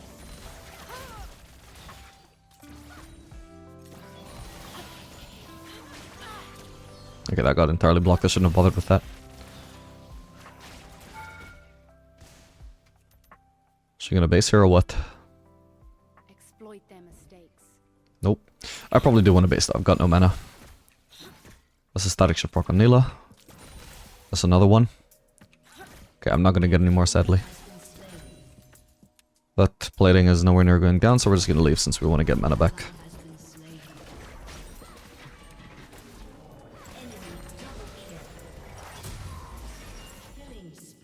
Also, actually, I did see a Kai'Sa build that doesn't even go Berserkers. I'm just thinking, because Berserkers is so nerfed, could it actually be worth to do Sorcerer's Shoes instead? The void consumes everything. Like because I think we should be able to get the E-Evolve off of some form of combination of Ginsu's and either Nash's components or Nash's Tooth itself.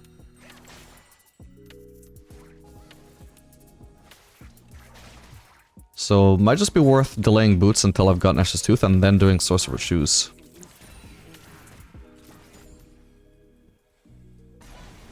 We one-shot this melee to get the static shift proc, it hits Nila for free.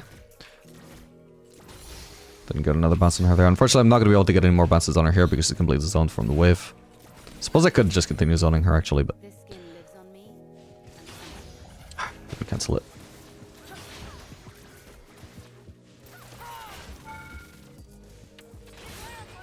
Oh. Well played.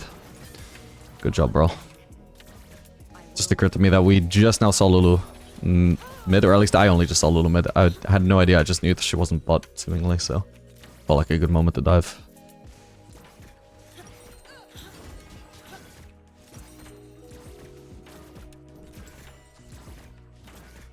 Void rule number 1. Don't die.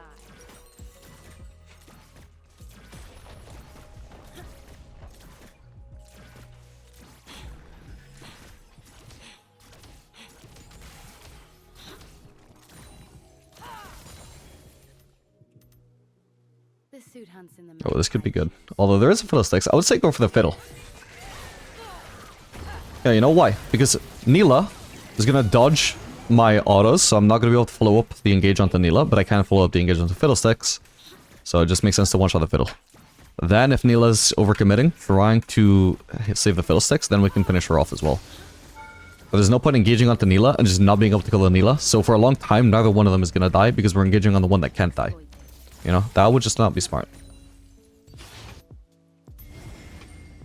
To be honest, I just want to base. I'm not gonna stick around waiting for the moment to get here. Ooh, nice. Did Lulu not have... Surely that didn't one-shot her through Lulu ER, right? Because I'm sure I heard the Lulu ult. I was shocked it didn't save her. Okay, well, Nash's Tooth components definitely don't get us... Turret plating will soon fall. Where is this? Am I blind? Dude, what? Oh, here it is. Fucking hell, my bad. The monsters have come. Yeah, Nash's Tooth components, as in just the recruit bow, definitely doesn't get us to W evolve, but the completed Nash's Tooth more than gets us there. An enemy has been slain. So I will just hold off on Berserkers, just rush the Nash's Tooth. And then we just do Sorcerer's Shoes.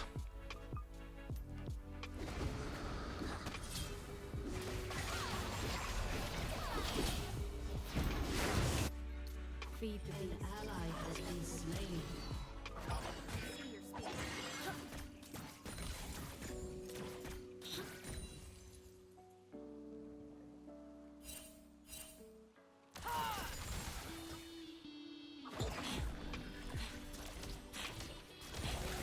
Don't quite have ulti yet.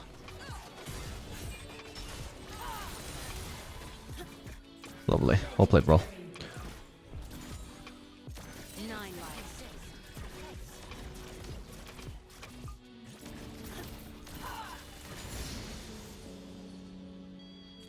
Okay, we can start... No, wait. No, not yet. We don't want to start maxing W yet.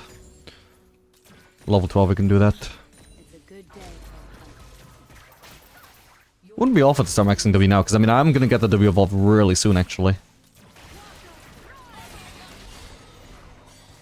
I can go for it. So need to stay out of the ult range. Ah, shit. I tried to pop the cookie and the D, sorry, and the barrier. But for some reason I found it really hard to press 2. Yeah, holy shit, my fingers really can't reach 2 and D at the same time. What the hell? Why the fuck is that? I mean, I can do it technically, it's just so awkward. What? I don't know if that would have saved me anyway, to be fair. Let's see. Barrier would have been 311. Your team has destroyed a turret. Huh, I think that would have been really close. I would have had 580, basically. I was a doomed Huh, yeah, it just barely would have killed me anyway. Okay, so at least I get the save. Oh, wait, but did I check before? Did I check before I consumed the cookie? I don't even know, actually. Maybe I could have saved myself with the cookie and the barrier. Or maybe I did check after the cookie, I'm not sure.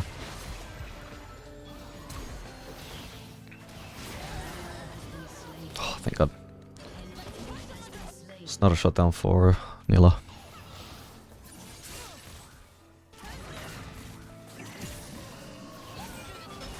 Alright, anyway, my bad. I wouldn't have gone for that play if I realized I could down the turret. Thought it would be fine.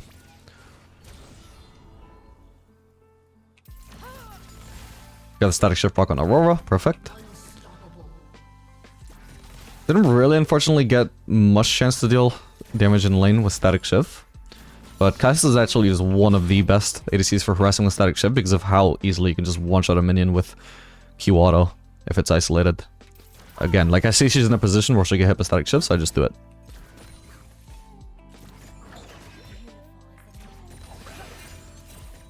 Some lanes will just get more use out of it than others. Like if the enemies are just getting zoned from the wave, then unfortunately you just don't really get much damage out of it.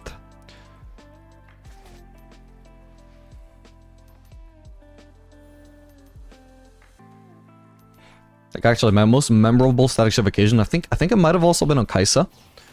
Was a game where no, it was on Zeri actually, I think. I did 1,000 damage with static shiv in like 4 minutes of laning before my first recall. But then we got ganked and died, right? So we didn't actually get anything at all out of that. Hang on. We didn't actually get anything at all out of holy shit. The static shift damage, but it did do a lot of damage. 1,000 before first recall in the space of like 3 minutes. Like holy shit, that is huge damage out of just an item. But then in the entire like 20 minutes of the game following that, it only did like 400. 400 for the entire rest of the game. Like this item is so insanely inconsistent. It's not just hit a champion and deal extra damage for free like most item passives are. It's so dependent on the enemies being exactly positioned at exactly the right times. Why I came back. The hunt.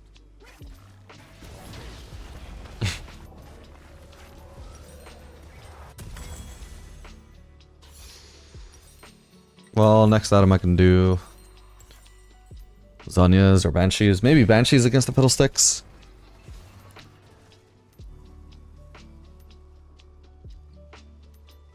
Nice, so we got that evolved now. No Berserkers needed.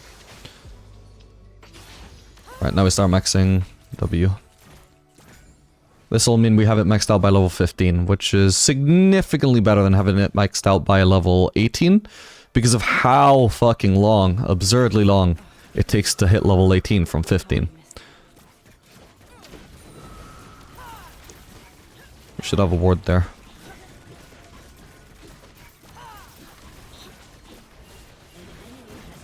Nice. I survived the void, but here is where my story has its best.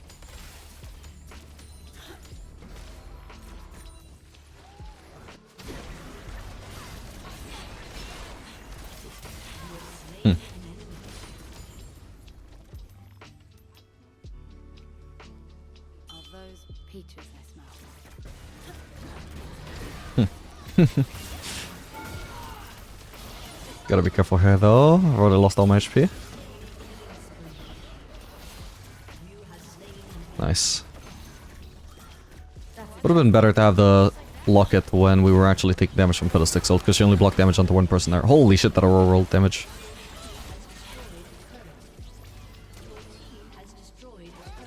I'll take it. Honestly, that was greedy of me.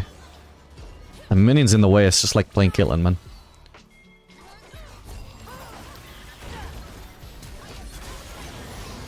Honestly, just preemptively burying there, because I don't trust myself to actually bury her damage in time, so... 13. If in theory, I use bury and she just doesn't hit me for 2.5 seconds, well, that's 2.5 seconds where I'm not taking damage, so either way it's a benefit. Which can probably carry me the fight. So the worst thing to do is just not bury her in time when I'm about to take lethal damage. I need at least a Neela W to be down there. Oh. Oh, I almost had her. I think the healing she got at the very end just barely saved her from that Q. Whoa. No! No, there's no kind of play to that for me. That sucks. Holy shit, this Nasus just doesn't go down. What? Maybe I want to go Morello's next. Actually, I could do Morello's now. Wait, I literally could finish it, can't I? No, I'm really close though. Actually, I thought it was cheaper than that for some reason. Never mind then. Well, I could do this for now. Yeah, they got Fiddlesticks, they got Neela, they got Nasus. I think some form of anti-heal is definitely really good here, and so far we have none, so... I'm at a point in my build where I can be really flexible. Obviously, Kai'Sa's build is extremely inflexible. You can't just throw a Morello's or a Mortal Reminder at any point like before her 3 core items. But now that that's dealt with, I can build Rabadons, I can build Zanyas, I can build Banshees, I can build Void Staff, I can build whatever the fuck I want. And this time, the fuck that I want is Morello's.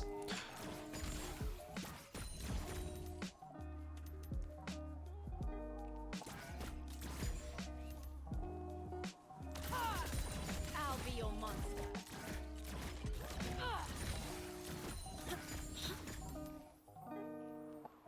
Let them come to us. We can try and gank this Nasus. We have Urgot on the way as well. 3v1 should be enough. We have a window to roam here.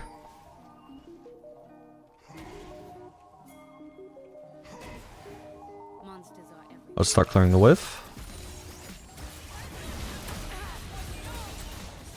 Lost vision, I need to stay away from the brush. Oh my god, that went... I need to ult. Dude, what the fuck? That was one Q that took off, like... 50% of my HP at least. How many stacks does he have? I need to check after. How much anti-heal did we do though? Yeah, it's such a short fight. We already did 200. That is value. Just like the last game we did anti-heal against the comp that had Nasus. Nasus is by far who we're gonna get the most healing out of. Anti-heal out of, rather.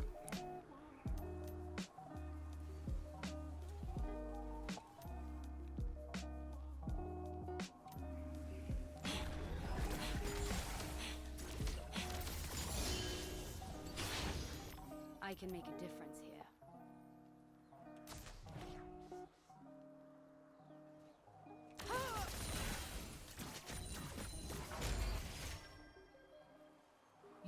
turret has been destroyed. I came back for the others who could not.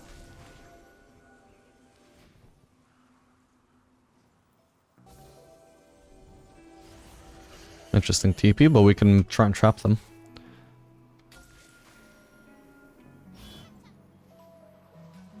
This is my purpose. They've left.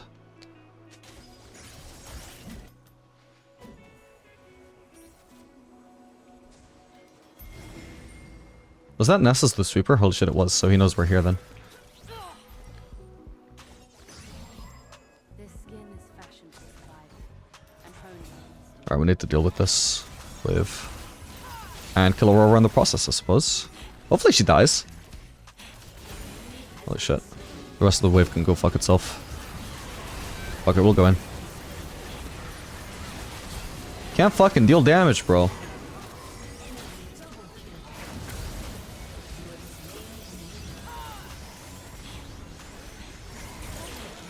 Okay, nice. 60. I suppose they can get the inhib. Somebody should be getting this Drake. Ideally, it would be me pushing for the inhib while Mumu does Drake. One of us does significantly more damage to inhibs than the other, but hopefully he gets it anyway. Nah, he does it too slow, doesn't he? Yeah, there's not a chance. Lulu's alive. Aurora's about to revive. Is Greedon trying to get the inhib? Well, I don't know if it's even greed. Did I just say TP there? Surely not.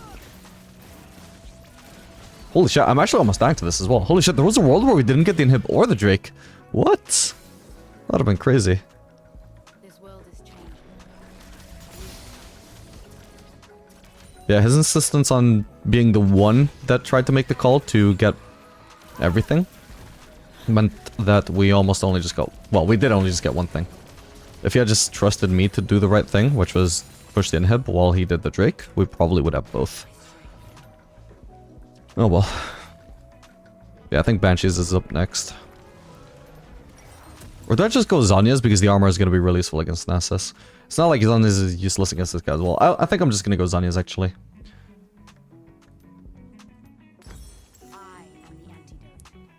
Because I can Zhonya's Fiddlesticks ult, I can Zhonya's the Nilo ult. I can probably do some Zhonya's thing in Aurora ult, I don't know exactly how the champion works, but I imagine that should be useful. Can't exactly go in and remember because of her W. I don't know if I should step in that or not. Oh. Speak of the devil. Don't even need to ult in the end.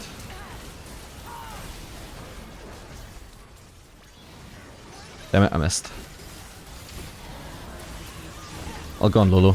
Ulting Nessus I think is too risky. There we go. Maybe we end this time. Well, not end, but we should at least be able to get the inhib. Compared to last time, and maybe end as well.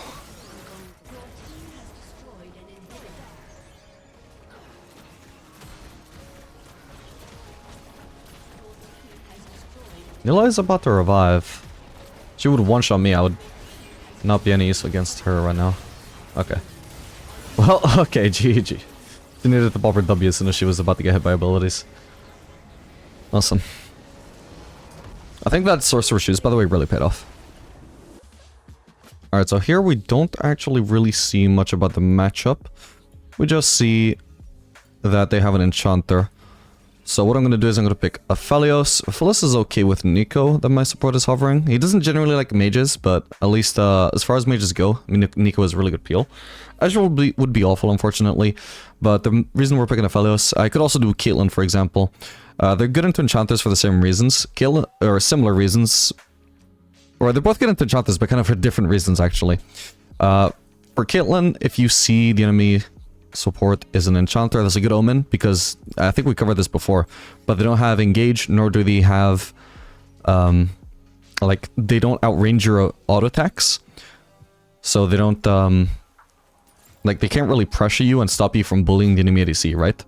And then for Aphelios, it's kind of the opposite, where it's more like they can't stop you from scaling. They're not worried about you bullying their ADC, but they are worried about you scaling, but they can't really stop it. That does mean you can still find plenty of bad matchups playing Aphelios into an Enchanter, depending on what their ADC picks, such as this, for example, sucks, playing against Ezreal with no engage. And Nami is really good at enabling Ezreal as well. But you know, they already banned Caitlyn. What am I meant to do? These are like the two best picks I can think of when you're facing an Enchanter, at least on the current patch. So, yeah, just a little bit unfortunate. At the end of the day, I did have to mildly blind pick there. And I also had the best blind pick banned out. So, you know, only so much I can do there. If I'm blind picking, it is naturally expected with the enemies getting counterpick that I'm going to get counterpicked. Alright, so we are back. You know the matchup. At least Nico has some form of engage, maybe. We'll see how it goes. Maybe it's not as bad. Against Ezreal, I probably really would prefer sustain. Like, in general, like, Ezreal basically turns this lane into a poke lane. Oh, hello. Ah, she missed. Ezreal turns this lane basically into a poke lane. All Nami does is she's just gonna enable Ezreal's winning condition, which is poke. Like, she's literally gonna enhance his poke damage. So, ideally what you do against poke is you either sustain it or you engage against it. Ezreal is kind of hard to engage onto though, so it's not as easy as it, like, for example, trying to blitz hook a Volkaz, who is also a poke champion. Who's not as countered by engage as what Volkaz is or Xerath. So, if engage is not as effective as it really should be, then what I really want is sustain. So, something like Soraka would have been great here. Ooh. Well, that sucks. Okay. I'll hold my PTI and use it on Ezreal instead, although I think he's got barrier, doesn't he? Maybe I should have actually gone to kill Nami. Ah, I'm dead to minions, aren't they? No, yeah, to be honest, I should have gone on Nami, not on Ezreal, because Ezreal is barrier, so he's not going to die there. I could have at least traded 1-for-1 if I went on to Nami. My bad. I didn't think that through properly. Oh well. Kinda sucked. Oh, Nico died with all summoners up as well, that's so troll. Like, not flashing away if you know you're gonna die anyway, okay, fair enough, but... You're telling me she couldn't have exhausted Ezreal?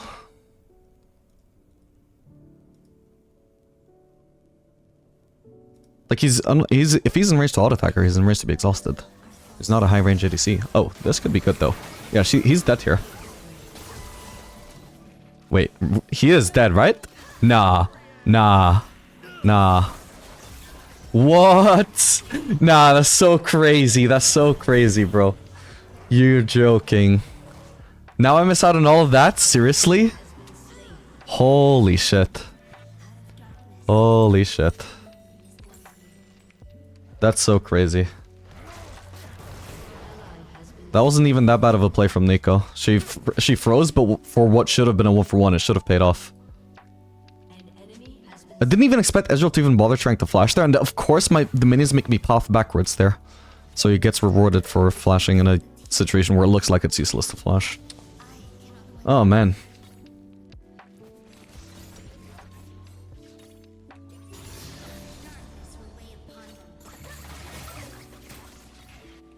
We can't actually deny CS here, so it's pointless to push.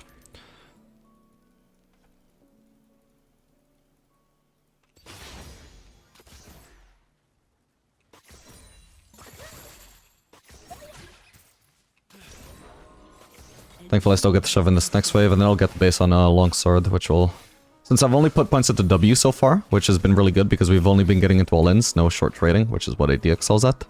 The DPS has been superior, but it does make loss hitting a bit awkward for me, so I want a base on a longsword. Which I finally can.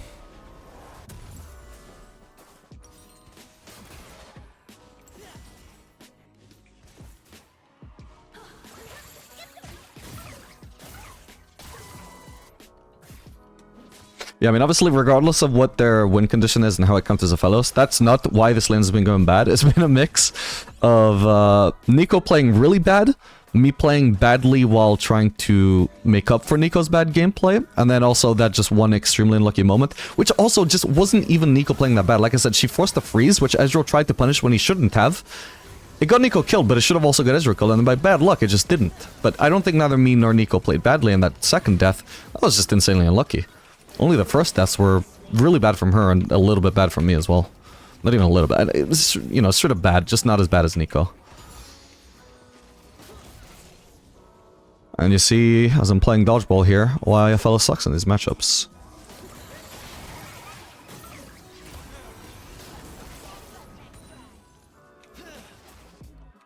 Okay, they're kind of split apart here right now. And we've got minions in the way, so Ezreal can't trade me there. Nice.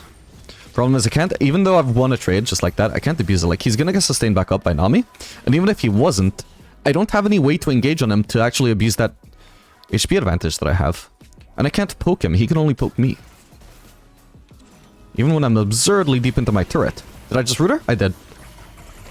Ah, but what? Did she not get aggro or what?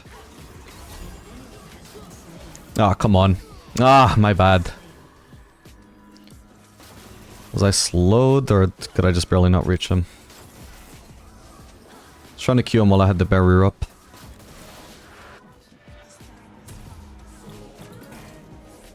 Oh yeah, I did get slowed by Nami E, which was an Ezreal Q. Dude, I thought I had minions between us, but... No, he had a... so crazy, he had a straight line towards me between all of these minions, god damn it. That sucks. Could say it's not my game.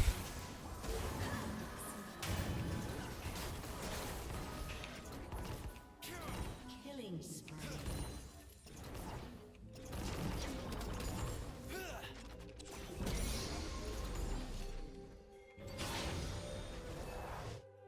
Sad.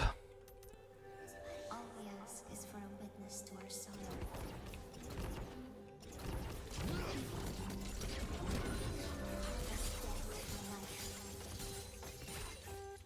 Maybe I can get a plating here. Has been slain.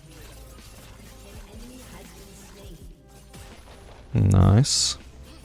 I'm not bothering to use white here because I don't want to go in melee range with the turret. If I get ganked from there, that marks my death for sure. Huh, we end up getting the plating anyway, though, even though I did it slower than I could have. Okay, that would have been a really bad trade if Ezreal did manage to land that. Okay, we're gonna have to go to the left there. I have to flash that. I'm just gonna have to get out here, I think. If Nami doesn't have flash, that should be okay. Okay, she does have flash. I'm okay anyway. Who's coming from me? Potentially Azir. Unfortunately, I am forced to base here. Maybe it was a bit ambitious to try and fight them when they have such a lead.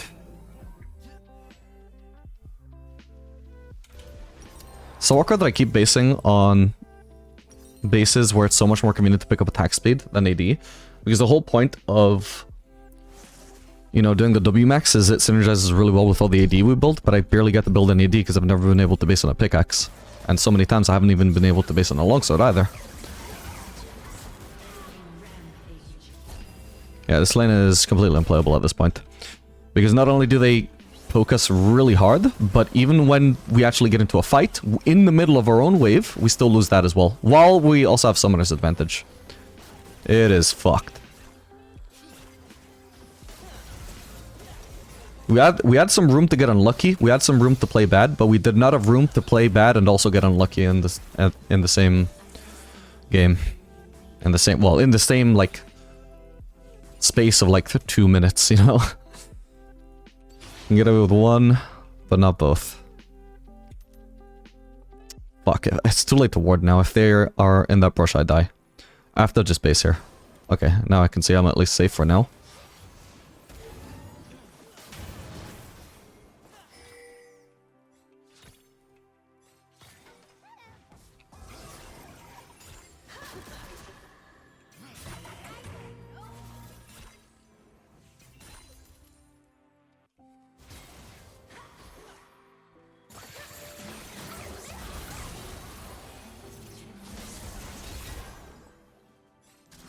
Okay, he's dead. Unless he has barrier to save him? Huge. She tried to take the kill. I don't think she realized I was about to get another hit. Can't blame people for not knowing Aphelios' kit super well. Ooh, nice one, guys. I didn't get an assist for that, sadly, but it's a run for the XP at least. Okay, we finally got enough gold for more AD. God bless. Oops.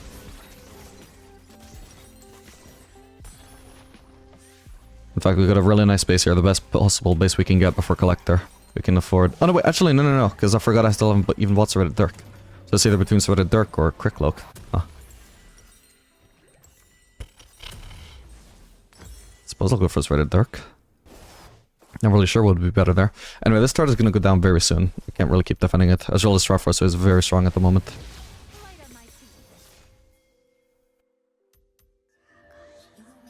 For what it's worth, as unlucky as this game has been, we picked a very lucky game to get unlucky in. Because for how absolutely fucked our lane is, the entire rest of our team is stomping even harder than the enemy bot lane is. Oh, hello now. Dude, I thought that was the enemy support. My bad, I'm trolling. I thought that was my support, I should say. I am dead here, so the best I can try and do is just try and trade a 1-for-1. But obviously that was kind of fucked. My bad. Yeah, my bad. I don't know why I just assumed that was my support. Maybe because my turret was there and she was... No, my turret wasn't. No, well, my turret was there initially, I suppose, is what baited me. The enemy support wouldn't be running under turret. My bad, my bad.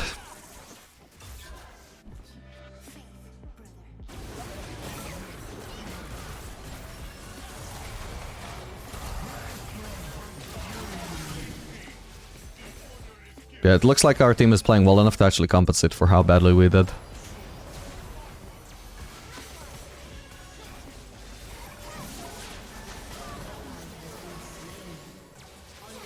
Looks like I don't even need ult here. Nice.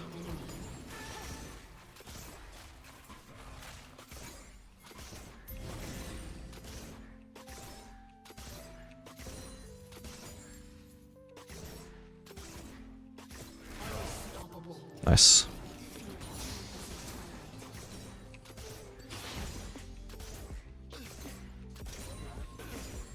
Yep, certainly chose a very lucky game to get unlucky in. What can I say?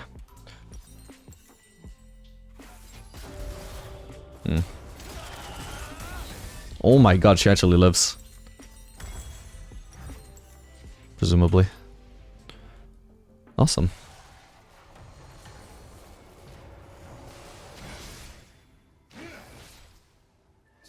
The Solari call us heretics, but when darkness comes, Okay, we're gonna go mid.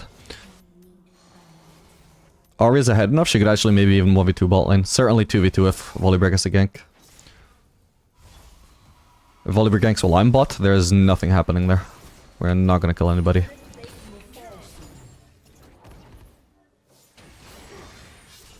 He's actually still thinking that's the real Ahri. That's crazy. Oh, Nico. Sad.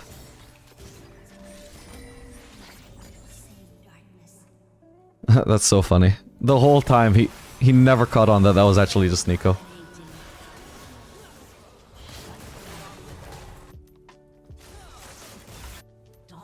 Okay, he's got him.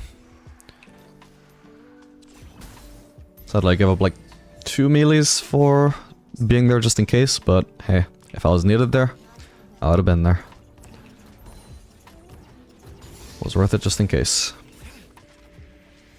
Certainly, I can't push that turret.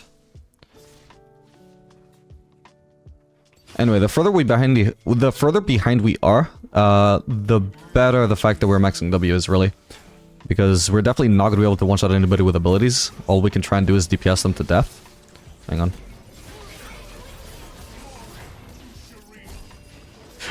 I cancelled one auto. Oh, my bad. I shouldn't have even had the flash. My bad. I literally cancelled one auto by pressing W. Should not have happened. Damn it. Almost had it. Okay, I can do Infinity Edge or I can do Lord Doms. Looks like we just have a better base going for Infinity Edge, so... No, you're joking. It's not my game, man. Thank god it's my team's game, though. Wouldn't have even killed... Wait, would it? Huh, no wait, apparently he did kill even without the Nami, because... I'm pretty sure the Nami got consumed by that, but it doesn't seem like it actually did damage. Interesting.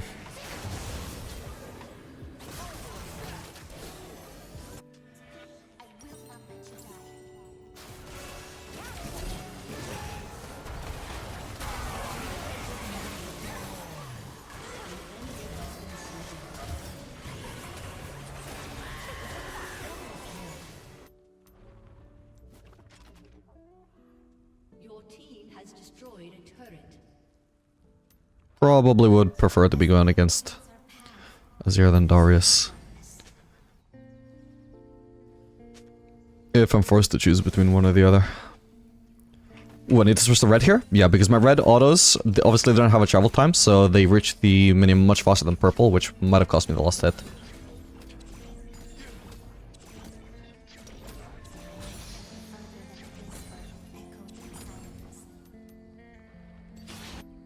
I might die for pushing another wave here, but if the enemies aren't contesting the Herald, then it's good for us either way, and if they are...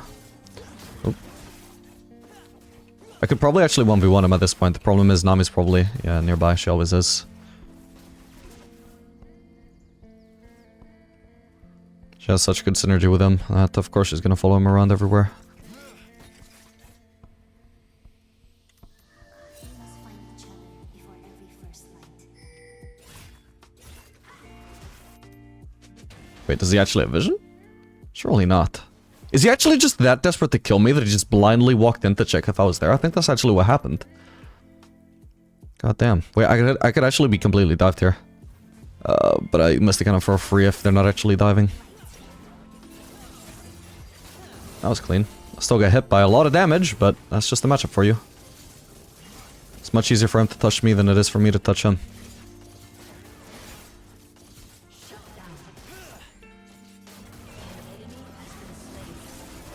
Oh, I'm dead. My bad.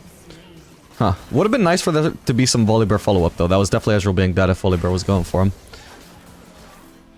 Well.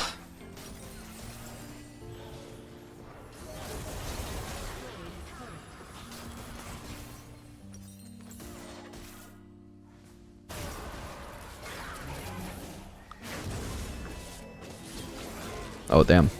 Ooh! He just barely got it. He could ult out now if he wants to, if he needs to. Or he can ult under turret and turn. Nice. Well played.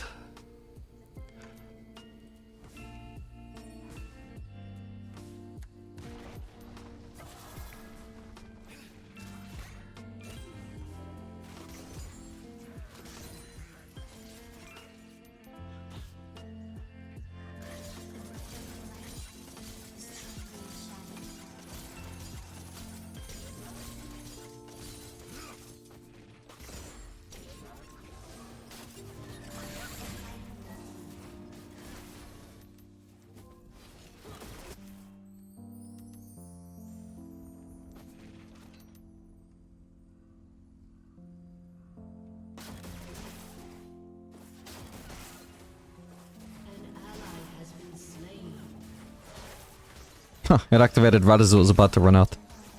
How convenient. Helps me wave clear. Killing spree.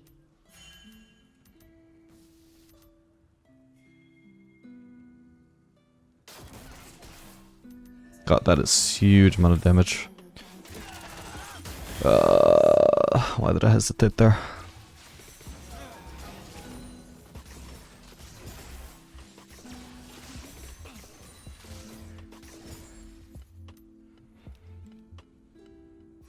If I could get the red buff, that would be really nice, because then I don't have to base for HP. Nice, I just gained a lot of HP regen. Went from 8 to 57.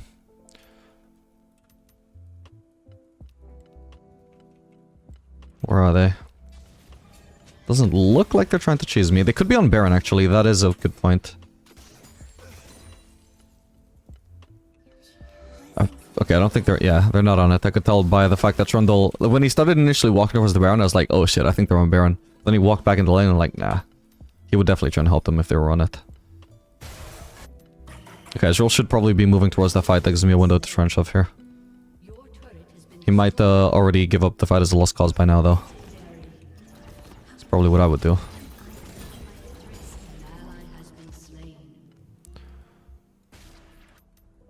Okay, if not for the fact that there's now a lane that needs defending, and also free farm to get there, I would be going for the Raptors right now.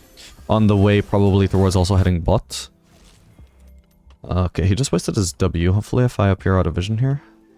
Oh, he's full HP again. Never mind. We are not fighting that guy.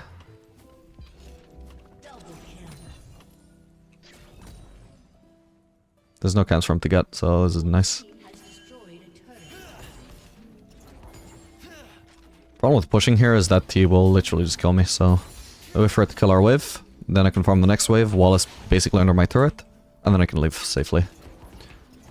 I'll be able to base for Infinity Edge. Perfect timing there. Okay, so from ridiculously behind, we basically caught up to Edgelin farm. This is great.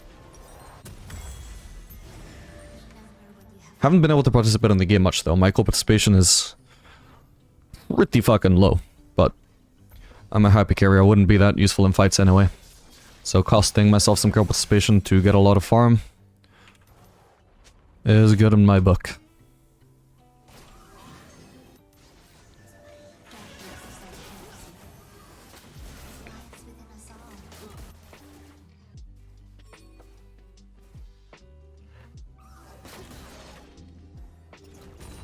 Is he gonna risk it?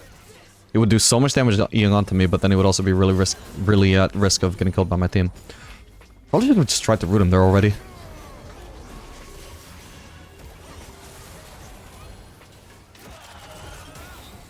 Nearly got purple back up again. Oh, he's got vision though. How awkward.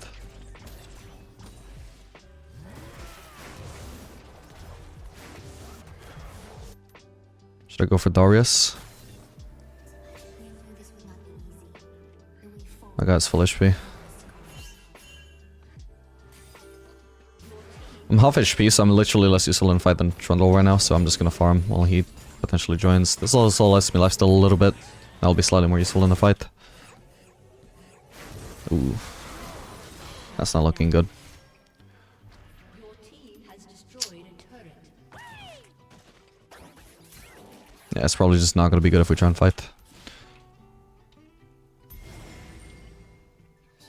Find your orbit, brother. Probably just want a base.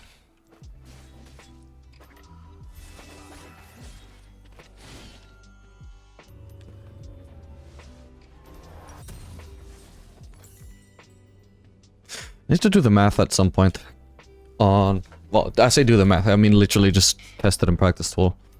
What yields more average DPS on Aphelios at this stage of the game? This exact stage of the game, double longsword or crit cloak? Because it should be AD dependent, but I have no idea on how much AD, what the current status on that is. It would be useful to know, because... Like, I know longsword feels better, but what feels better isn't necessarily what's always better. Double longsword, I mean.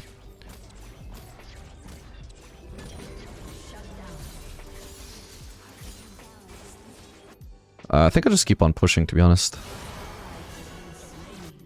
Nah, don't think we have the numbers to win that. Sinhib should be free, though. There's one person unaccounted for on the map, I think, maybe? Oh yeah, Trundle. I can kill him, though, probably. I've got white. Yeah, I should have dropped my white turret a little bit sooner. I did like 2 autos before dropping it. Okay, they got the Drake. I might still die if somebody left the Drake to come and kill me, but...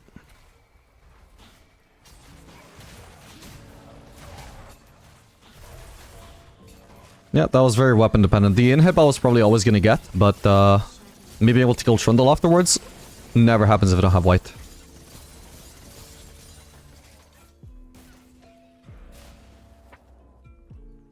Now I can shove at least this mini wave here and maybe another one as well. This is actually such a good sequence of events for me. It sucks that my team lost a fight when we're ahead overall. But for me, I got like 1 wave mid, the inhib, a kill, now 2 waves top. Oh, potentially we can be doing Baron. Apparently we're also going to get Baron. Nice. Yeah, my fortune just massively turned. I don't know exactly how much gold per minute I had before all this, but much lower, I'm sure. I mean, it went up by 20 just off of the Baron alone. Or just off the wave and Baron alone, something like that.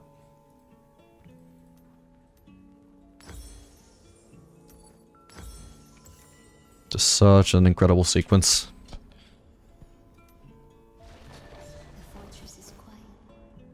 If only I'm definitely still behind in gold to Ezreal, but if you were to look at the gold graph, what the swing there was, I just suddenly became massively less behind. And as a champion whose skill is much better than him, so...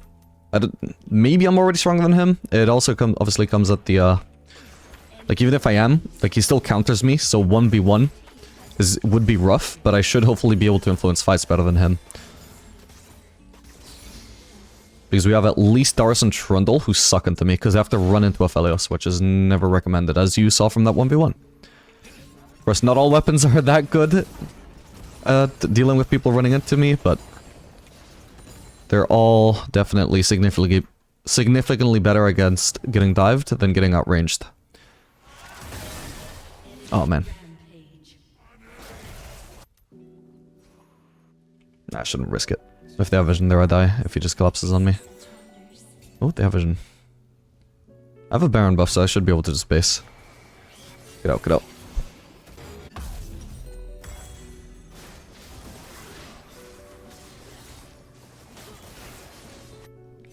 I have blue, and I have ult, and I have flash. I wonder if I can do the funny thing here. Nah, not really. They're splitting apart too hard. Oh, come on, I didn't get the AoE because the minion died before it landed. Oh, come on.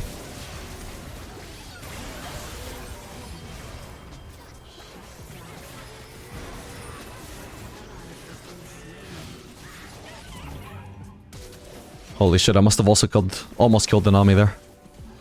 Oh, this could be huge. Okay, I got her. He's dead. Didn't even need the mark.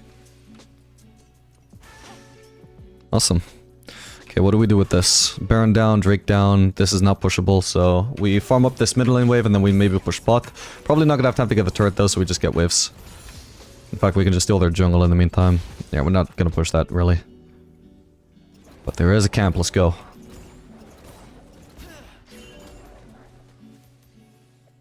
Lane farm objectives, enemy jungle camps is really the order. Well, no, lane camps can sometimes take priority over lane farm, but only if you actually know they're up. You wouldn't go looking to the enemy jungle and sacrificing mid farm for that, for example. But if you know every camp is up, and you know it's between the wave and it's between or the jungle camps, not both, you would actually prioritize the camps, but only if you know they're up. You wouldn't want to risk it just a no farm scenario if the camps turn out to not be up. She is very dead there. Hopefully my base doesn't get cancelled because I have a lot of gold to spend. Here we go. I'm not gonna sell my Duran's Blade yet. I think the lifesteal is super valuable still. Maybe I could have just sold my Duran's Blade for a Vamp Scepter though.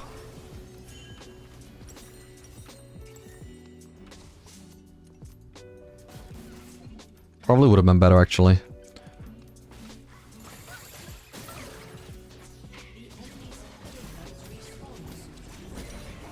Don't want to have red purple before a fight.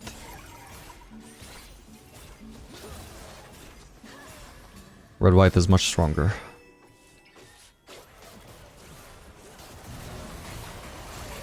What is going on here? Wait, no. Fuck me, my bad. Path wrong there, but I also misplayed it as well. Was it the pillar that altered my pathing? There's multiple things that went wrong here. So probably just went in way too deep here in general. Like, this is all fine for now. Yeah, at a certain point, that's not the pathing I meant to take. Yeah, I'm trying to click downwards and it makes me walk further towards the edge roll and also in the Darius in the process. But either way, I shouldn't have been going down here. I should have not gotten a melee range of Trundle. Just kept on auto-attacking him from like here, because he was about to die either way, and then I can just retreat from there. Yeah, me going all the way down there, not what I meant to do. Just a pillar block my actual pathing. No one focus Ezreal when he's over the wall here, and we're all here? How are we meant to focus him? The real problem there was we fought at the terrible angle for me. Because even though I misplayed, it was still an angle where I'm guaranteed to take damage from Ezreal, and potentially even to die to Ezreal just to try and hit their front line. Because Ezreal is perfectly safe here, nobody can touch him, and I'm trying to hit Trundle from there, where Ezreal can hit me from. It's an awful fight.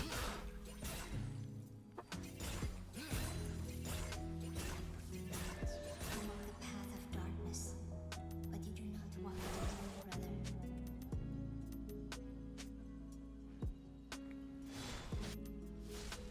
can try and collapse. I don't think he's got help. He's probably just relying on the Bloscon or his QE to get out. Ah, damn. Clean. Nah, sack the wave for that.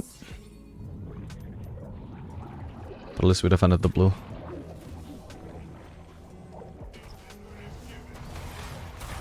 Huh. Nice one. We could probably just melt this Baron now. I've got really good weapons for it.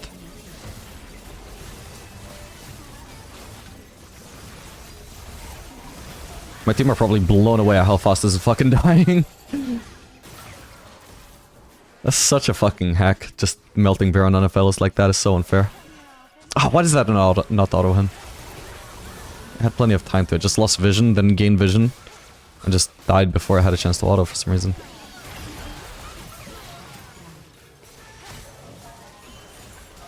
Even though it was active for so long, while in his range for so long. But the time it was in his range for with the vision was split between 2 different periods, so it just didn't auto.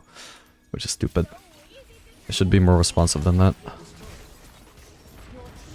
For example, it should auto someone if they get in their range. If they activate it, it should auto right away.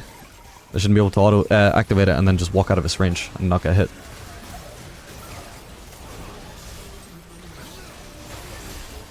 Nice. Well, not a bad recovery from the early game. Obviously, we got super lucky, though, that my team actually did as well as they did. If they weren't, I wouldn't have had a chance to recover. That Israel did a really bad job of farming, though.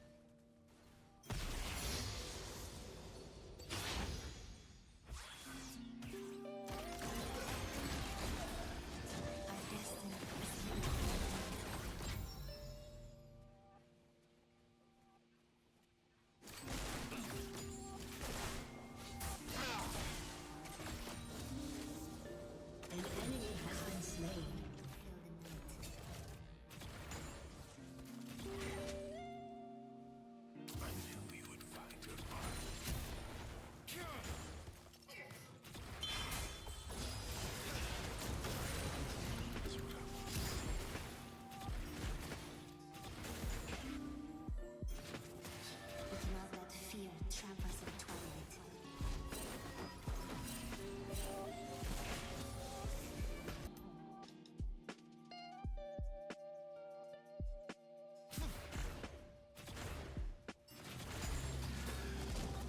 An enemy has been slain.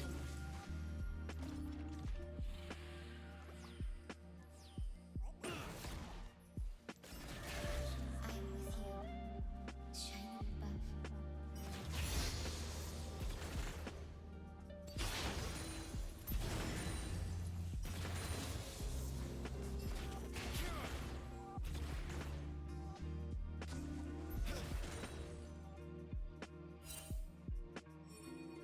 An ally has been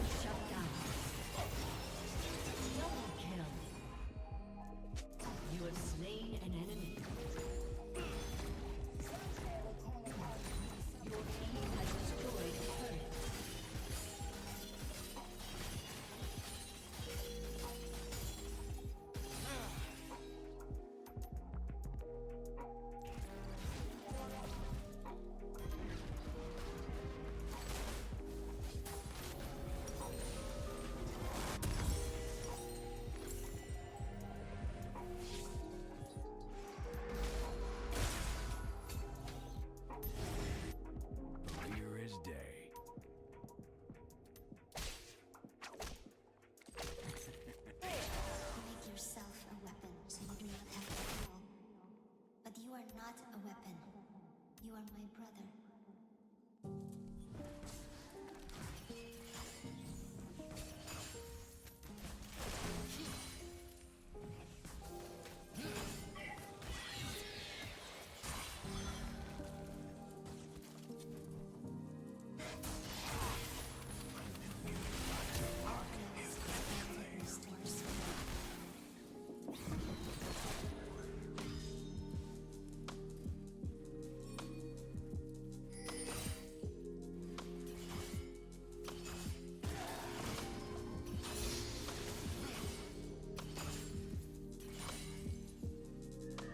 Not through violence or shadow or fate.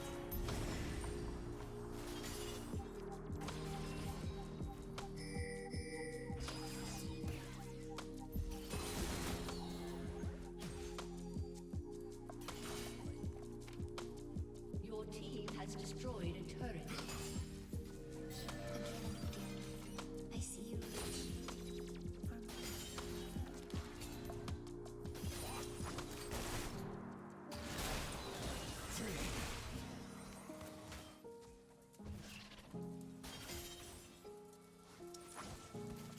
With my I understand you reach, brother.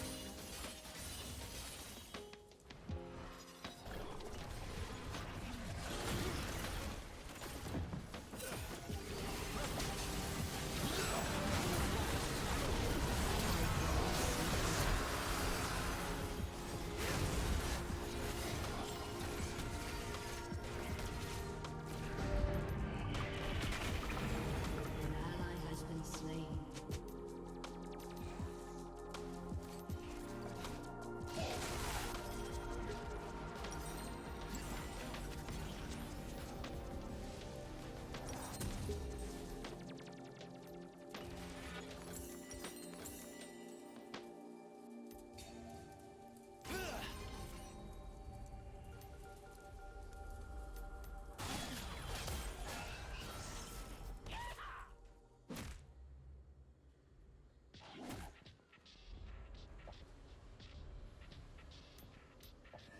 Without pain, we would not need faith. The moon would not need us. We would not need each other, Aphelios.